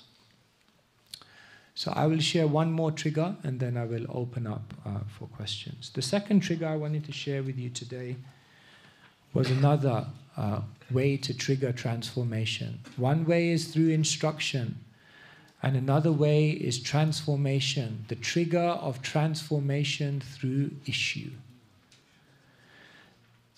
I'm outlining these as triggers of transformation. In all of these stories, pretty much all of these triggers are present, but I'm just highlighting one trigger. Because usually to trigger transformation, it takes multiple things. But I'm just highlighting one from each story that can help us. Here you have the story of Chitraketu. And Chitraketu has a very, very beautiful realization. You can repeat after me. Guna pravaha etasmin kasapa ko nanugraha kaswargo naraka kova kim sukham dhukam va.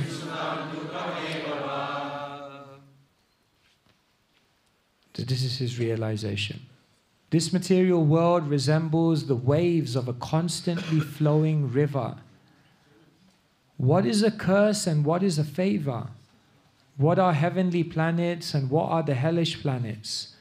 What is actually happiness and what is actually distress? Because the waves flow constantly, none of them has an eternal effect. It's very, very beautiful. Waves, ups and downs, constantly there in the world. And he says, what is good, what is bad, what is heaven, what is hell, what is a curse, what is a favor? We have no idea. We judge everything in the moment.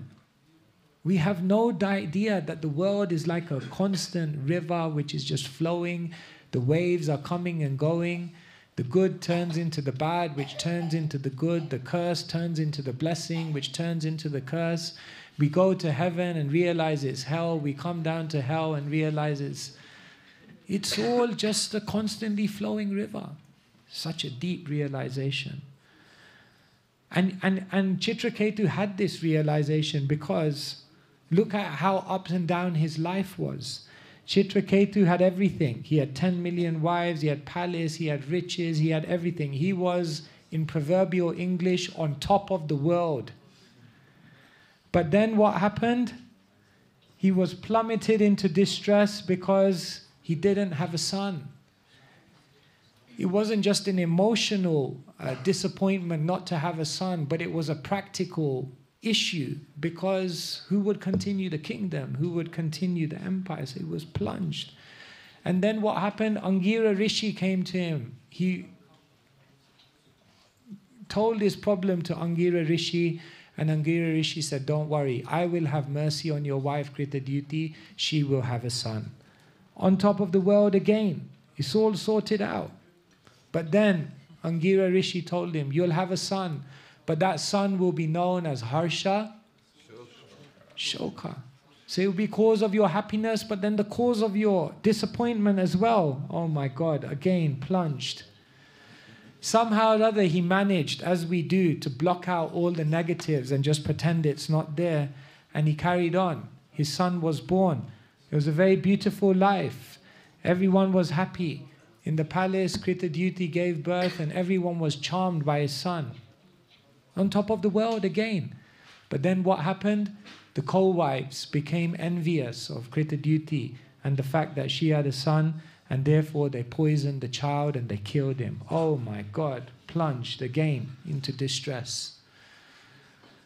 Then he was completely in lamentation. Then what happened? Angira Rishi and Narada came again. They gave him instruction. And through Harikatha, Sarvam Jnana, Plaveneva, it's like a boat. The knowledge, again, lifted him above all of these waves. He pacified his heart, his mind. It even came to the point where his own son instructed him.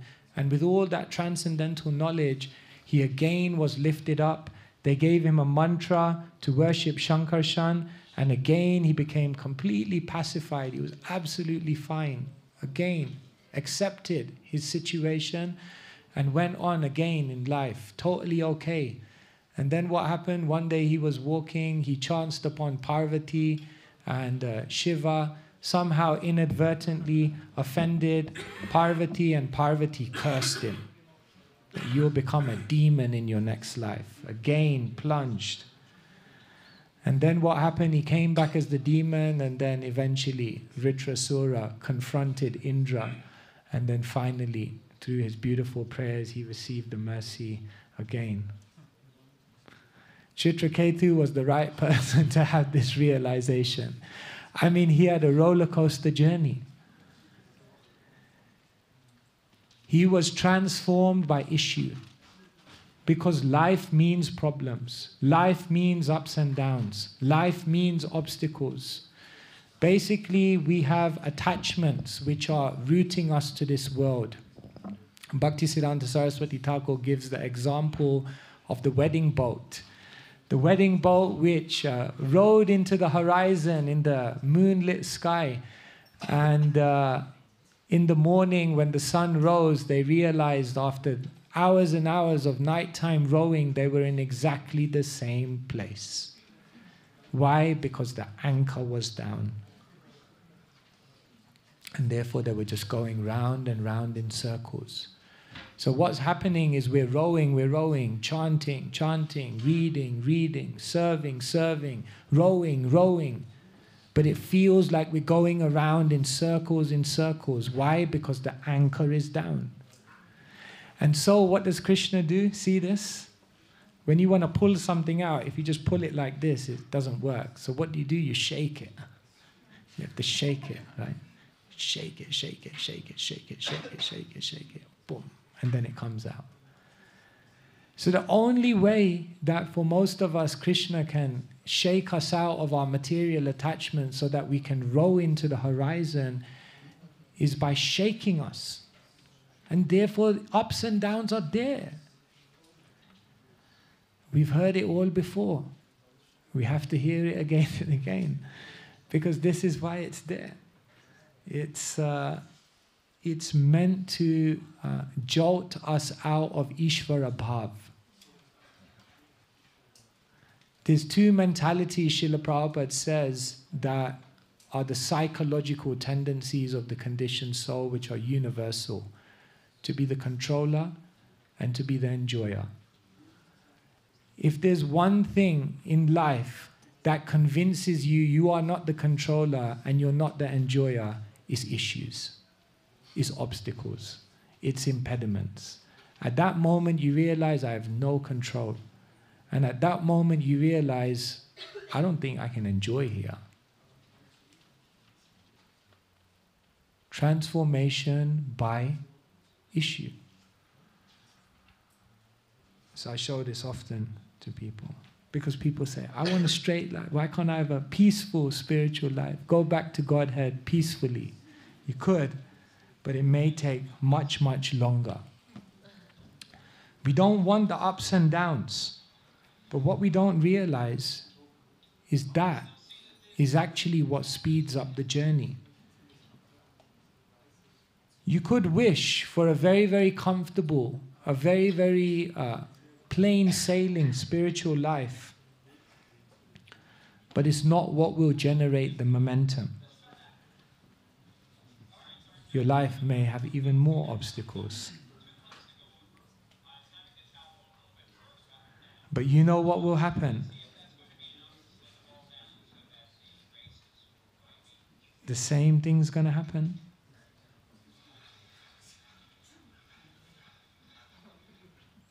If we want to get back to Krishna quickly, it means to embrace, to accept it, not to fight it, not to be frustrated, but to embrace it. The obstacles are not the obstacles. The obstacles are the mentality that, number one, I shouldn't have obstacles in my life. The mentality, number two, that obstacles are bad. And the mentality, number three, that obstacles are insurmountable. Obstacles are not the obstacle. The mentality that obstacles are bad, the mentality that obstacles shouldn't come to me, and the mentality that obstacles are insurmountable, that's the obstacle. So sometimes I share with people, share to myself, preach to myself. When something bad happens, there's three things you can do. When something bad happens and all of our energy and attention and absorption goes to that bad thing, there's three things you can do. Number one, look for the good around the bad.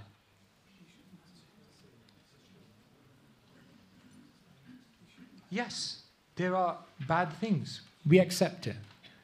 But can we also remember there are good things? What sometimes happens in our life is that when a bad thing happens, it dominates our consciousness so much that we can't see the beauty of what we've been given. So when obstacles come, when a bad thing happens, the first thing you can do is look for the good around the bad. But what I also share with people is that when obstacles come, also look for the good that comes from the bad. Because what did Chitraketu say? What is good, what is bad, what is heaven, what is hell? It's all like a flowing river. And therefore, look for the good that can come from the bad. Because from the bad, many, many good things that can come that wouldn't come of their own, on their own. So that's the second thing you can do.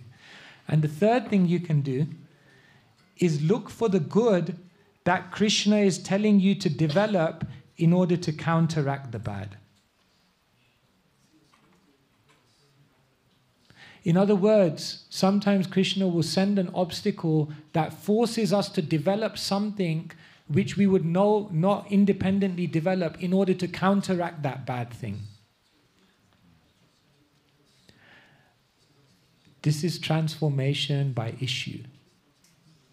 When an issue comes, don't get so absorbed in it. First thing, look for the good around the bad. Second thing, look for the good that comes from the bad. And third thing is look for the good that this is telling you to develop in order to counteract the bad. And in that way, one actually begins to transform by issue. So this is perhaps one of the most powerful triggers. Srila Prabhupada, when he talks about the 4 types of people that come to Krishna, he often says that most people just come because of distress. Alpa ayusha upadruta. Everyone is so disturbed. But take that disturbance and do something with it. Take that issue and do something with it. Because basically, but someone may say, I don't want to be uncomfortable. Anyone want to be uncomfortable here? We all want to be comfortable, right? Do you think Krishna wants you to be comfortable or uncomfortable? What do you think? Comfortable or uncomfortable? Does Krishna want you to be comfortable or uncomfortable? He wants us to be comfortable eventually. He wants us to be comfortable eventually. See, we all want to be comfortable. No one wants to be uncomfortable. Some people are comfortable in material life. That is an illusion. Some people are comfortable in spiritual life.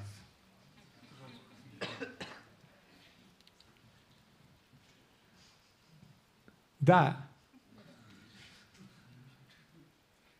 is kind of an illusion as well. Krishna wants us to be comfortable in Krishna consciousness. That is real comfort. Krishna wants you to be comfortable. But what Krishna doesn't want you to do is to get rooted in an illusion of comfort in material life.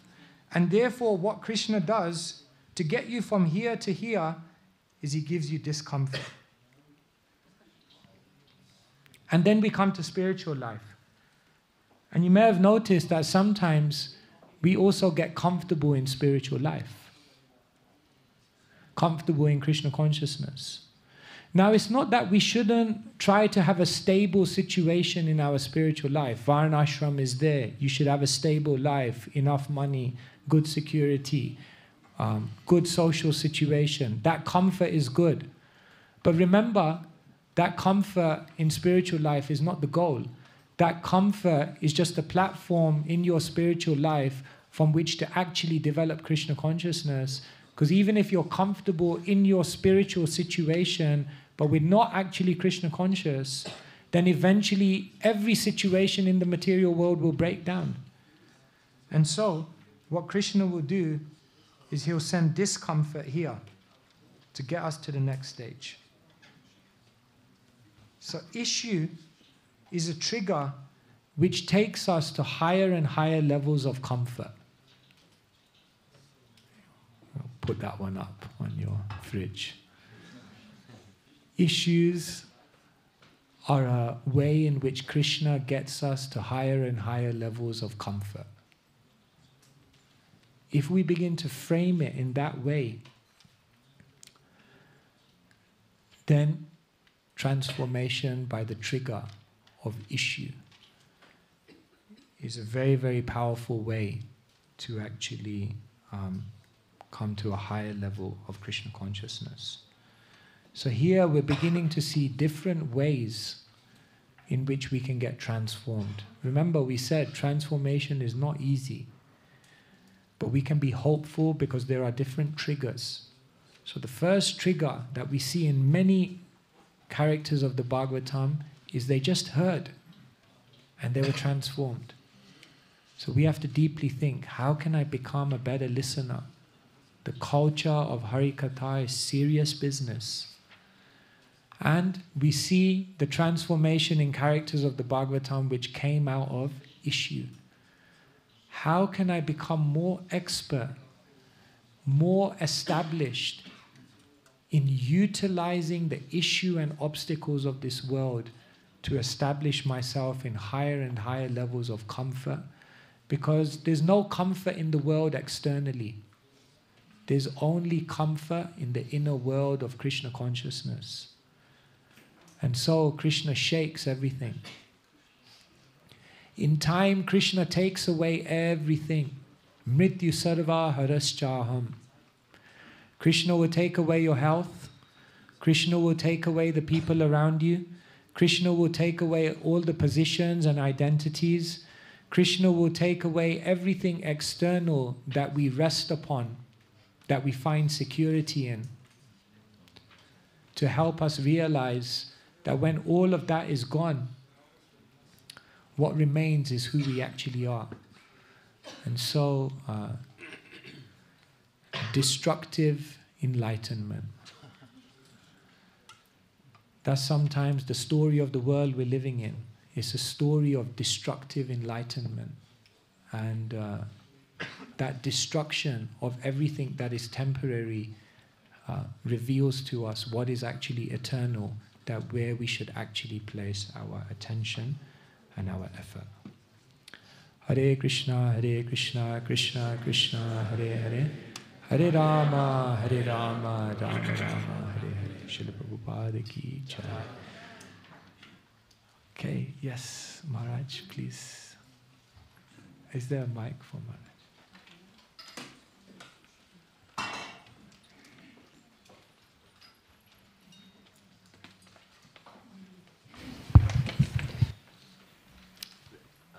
I think Krishna Kshetra Maharaj.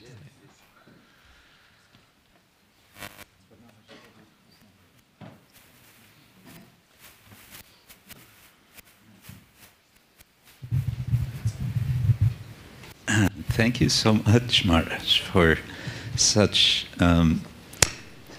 crystal clear and systematic presentation. You were saying, yes, just at the end, transformation is not easy. And in the very beginning, you reminded us of Chaitanya Mahaprabhu's transformation by Ishvarapuri.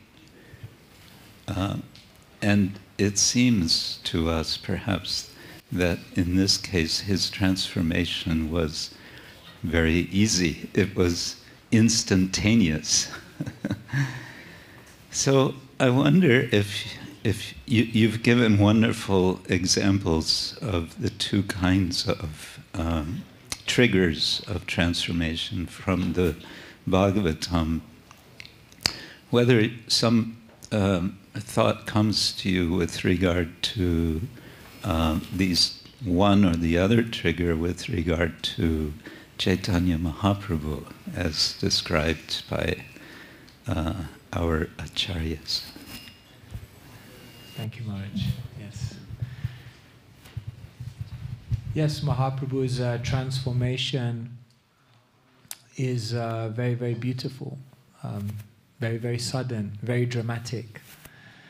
We all like hearing stories of how people came to Krishna consciousness. So even the Shastra tells us how God came to Krishna consciousness. So yes, Mahaprabhu goes, and I guess we could connect Mahaprabhu's transformation to the first trigger I gave today, which was transformation by instruction. Because when Mahaprabhu meets Ishvarapuri, then what's the first thing that Ishvarapuri says to him? Murkha tumi tomar nahek vedantadikar, Krishna mantra japa sada aim mantra sar. He looks at Mahaprabhu and he says, you're a fool. Murkha tomar, murkha tumi, tomar nahek vedanta. You don't have the qualification to understand Vedanta. Krishna mantra japa sada aim mantra sar. Just take the Krishna mantra. And this mantra is the essence of everything. So what did the first thing Ishvara Puri did is he awakened humility. I mean, in the Leela aspect, he awakened humility within the heart of Sri Chaitanya Mahaprabhu. Humility comes from the Latin humus, which means soil. So within a humble heart, instruction can take place. When someone is proud, in colloquial English we say they're full of it. And therefore they have no space, nothing left to go in. Even Krishna says in the Gita, amanitvam, adambitvam. The beginning of the process of knowledge is that one must be humble. So we can see that where there are increasing levels of humility, then that instruction grows within a humble mind, a humble heart. And therefore, that's one definitely lesson we can take. And of course, later on, even though Ishvara Puri tells Mahaprabhu, you don't have any qualification to study Vedanta, later on in his life, Mahaprabhu goes to Puri and he actually tells Sarvabhaum Bhattacharya what is actually the essence of Vedanta by teaching him Bhagavatam. So it seems that when Ishvara Puri told him that you can't really understand Bhagavatam, you have no qualification, it wasn't that he shouldn't study, it wasn't that he shouldn't try to understand Vedanta, but he should understand that it will only be possible if he first has this heart of humility. Then you can actually understand the imports. If one recognizes and has faith beyond that in their own ability. See, like if one thinks they have the ability to understand Shastra, that's their disqualification. But when they realize, I don't have the ability, I have to rely on others to give me, to awaken within me, then that feeling of disqualification becomes their qualification. Therefore, Yasya deve para bhaktir yatha deve tatha guru tasyaite katita hyartha prakashante mahatmana. Who is that person within whom all the imports of Vedic teachings are revealed? Not the person who thinks they have adhikar, but the person who realizes, I have no adhikar, and therefore I should have faith in Guru and Krishna. And when Guru and Krishna impart to me, then it becomes awakened.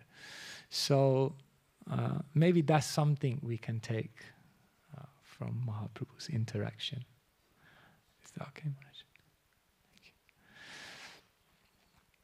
Maharaj, would you like to add anything? Or Bharari?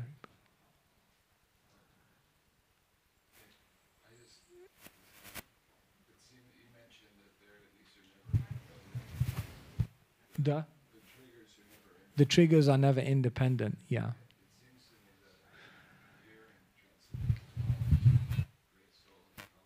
The common theme in all of them, yes. Yes. But Hariprabhu mentioned that the triggers are not independent, and it seems as though hearing always occurs somewhere along the journey. So yeah, like here we say trigger by transformation, by issue, but then Chitraketu was instructed by Angira and Narada, and that instruction transformed him. So yes, we will see that transformation by instruction is a common theme that takes part in every Leela. Thank you. Would you like, Maharaj, or should I take questions?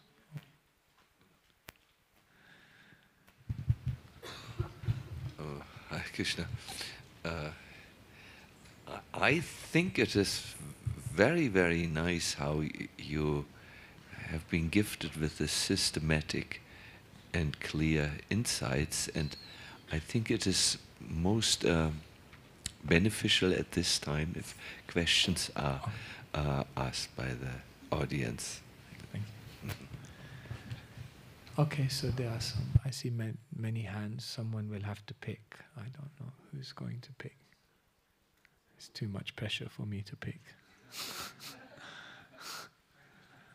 Thank you, Maharaj. I wanted to ask about this last point you were making in the topic of transformation caused by issues. In this slide, you were mentioning how Krishna will send discomfort or issues, bringing us from material life to spiritual life to actual internal Krishna consciousness.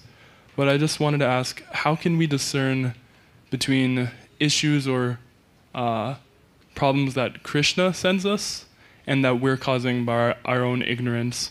Or is there a difference? Are they both beneficial for our growth? Yes. Very nice question. In one sense, we can say everything is working under Krishna's plan. Maya dhyakshena prakriti suyate sacharacharam hetunane nakonteya jagat viparivartate. Krishna says the whole material nature is working under my direction. So, yes, we have done certain things and therefore we have to receive certain reactions. We did the crime, we have to do the time. So, yes, but when one desires to connect with Krishna, then Krishna personally gets involved. And so Krishna will then take your karma and he'll engineer and dispense it in such a specific way that you'll do the time, but you'll also ultimately elevate yourself and come closer to him. So is the suffering I'm going through now a cause of Krishna, Krishna's hand, or is it my stupidity? Probably both in most cases. But Krishna is there. When one becomes a devotee, then Krishna gets involved. So we can never say that a devotee is simply undergoing the reactions without any intervention from Krishna, like that. Does that help? Okay. Does someone want to hand the mic over to this side? I don't know. Maybe someone can, yeah, pass it. When,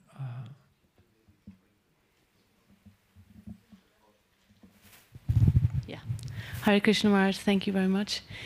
On the slide where you described or listed the qualifications, the adhikar for the listener and the speaker, the second one was actually the same, it seemed.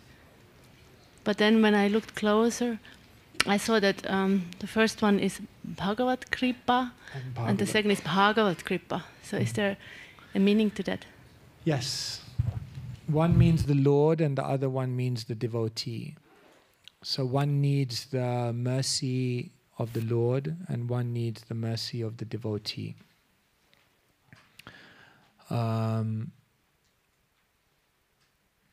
I heard this from someone else. I have not read it in the commentary myself, but when they were describing in a seminar, then they mentioned that Narad Muni had both the mercy of the Lord and his devotees, and Vyasadeva both the mercy of the Lord and his devotees. But basically, yes, one requires both. Therefore, one who is imbued with mercy, they can understand. Is that okay?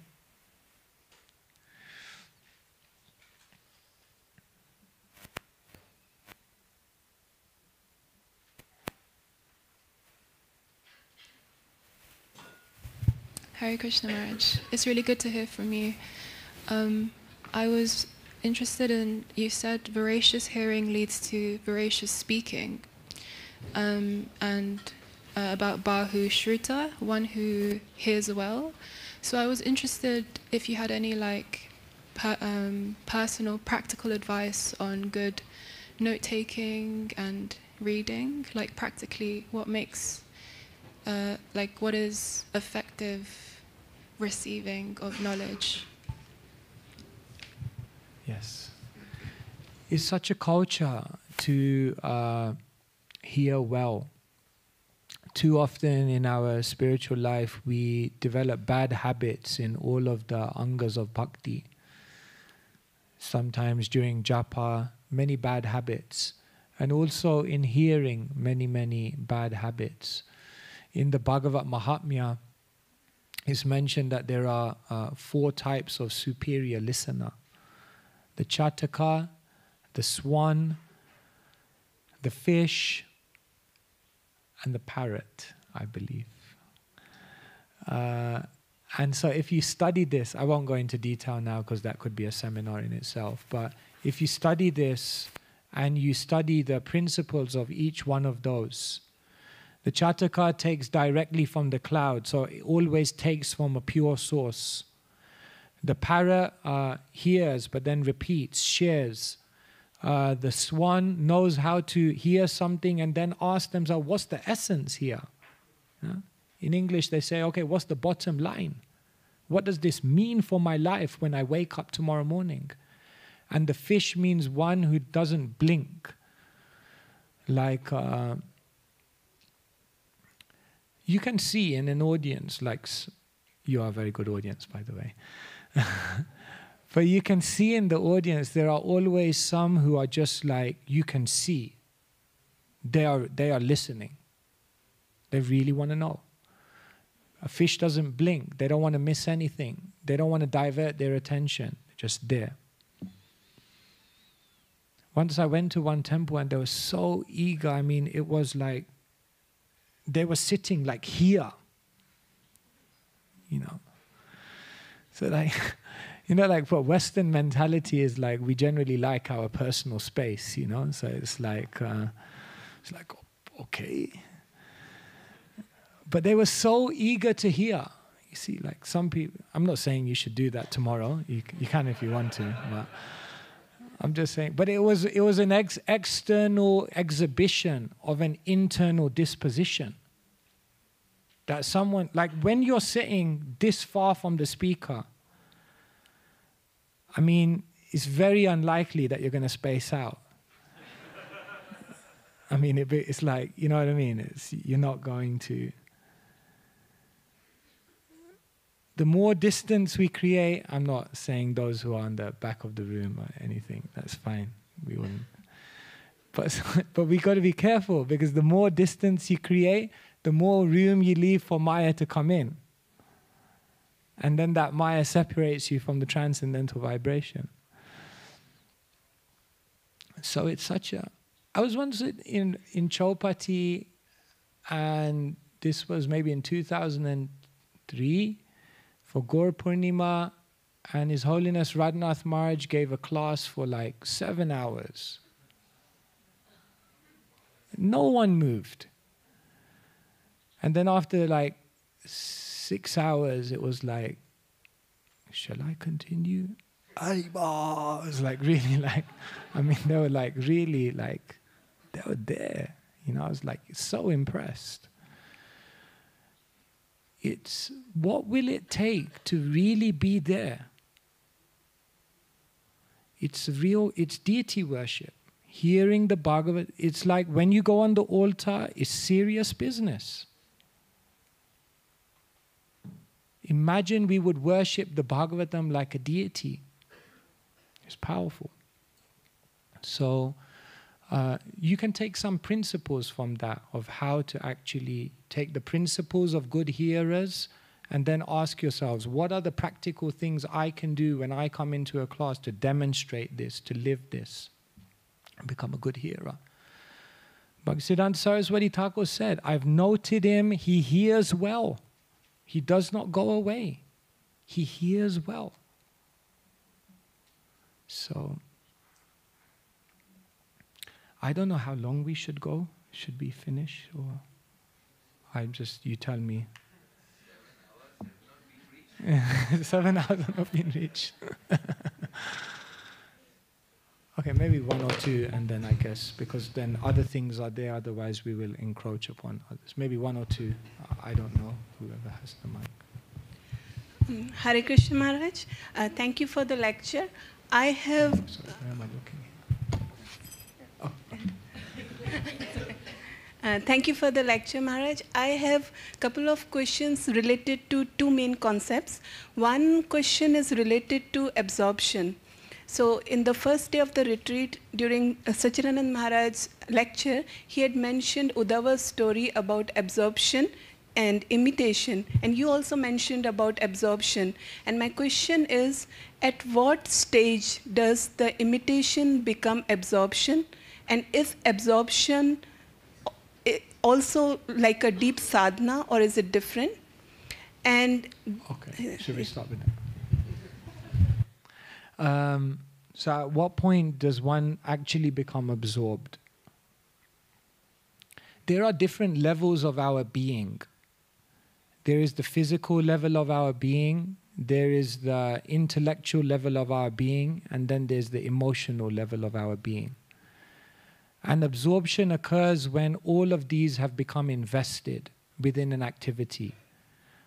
I share with people, first it's the hand, but then it should be the hand and the head, but then it should be the hand, head, and the heart.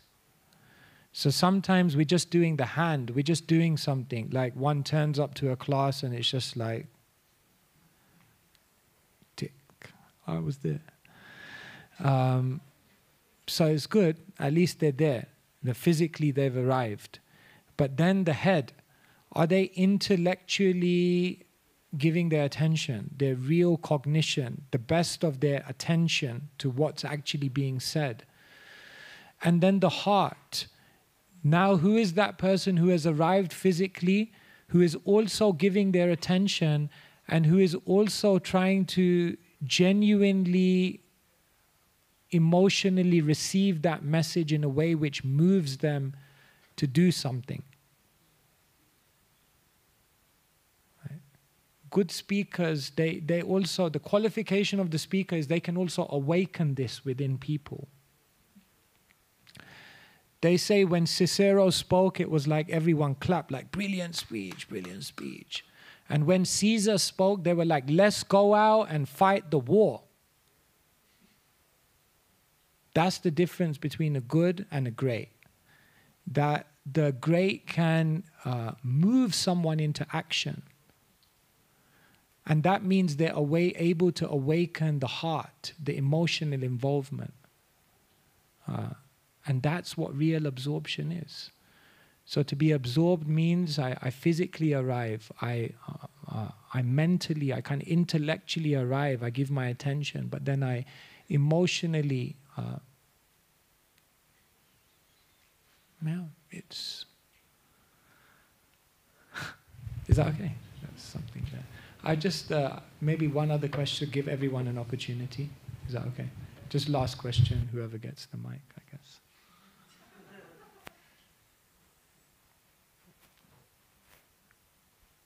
Maybe someone who hasn't asked a question, or okay. Hare Krishna. When there is an issue, is this always that the issue is a possibility to better ourselves, or are there also sometimes issues we have to change, and how can we decide which case it is? So you're saying sometimes an issue may come, and is it that we're meant to try to make it better, the situation, or is it that we're supposed to just change ourselves? Like yes. how do we know? Yeah. Like, for example, if you get a headache, then is it like, should I try to change this by taking a painkiller? Does Krishna really want me to take the painkiller and change it? Or does Krishna want me to just close my eyes and develop tolerance, and that's what personally, I would do both. I mean, so the point here is that when we talk about transformation by issue, we're going through an uncomfortable world, and trying to make the uncomfortable world a little more comfortable is not a crime. It's okay to do that. We all do that. We do that every single day. The problem is when we become so obsessed with that endeavor to make the uncomfortable comfortable that we forget, what is Krishna actually trying to teach me from this? How is Krishna actually trying to change me? So we say, don't just leave the problems, learn from the problems. That doesn't mean you can't do something to make things better, but don't do it in such a way that you then forget the lesson that you're supposed to learn. Like, The person who shouted up and said, God, change my situation. And God shouted down and said, but I sent that situation so you change yourself. Otherwise, it's like deja vu. We keep finding ourselves in the same thing again and again. Because maybe we didn't learn what we were supposed to learn from it. So, does that help? Is that? Thank you so much. I think we should end there. I guess in future days we'll have more time. Grantharaj Srimad Bhagavatam ki jai, Srila Prabhupada ki jai. Hare Krishna.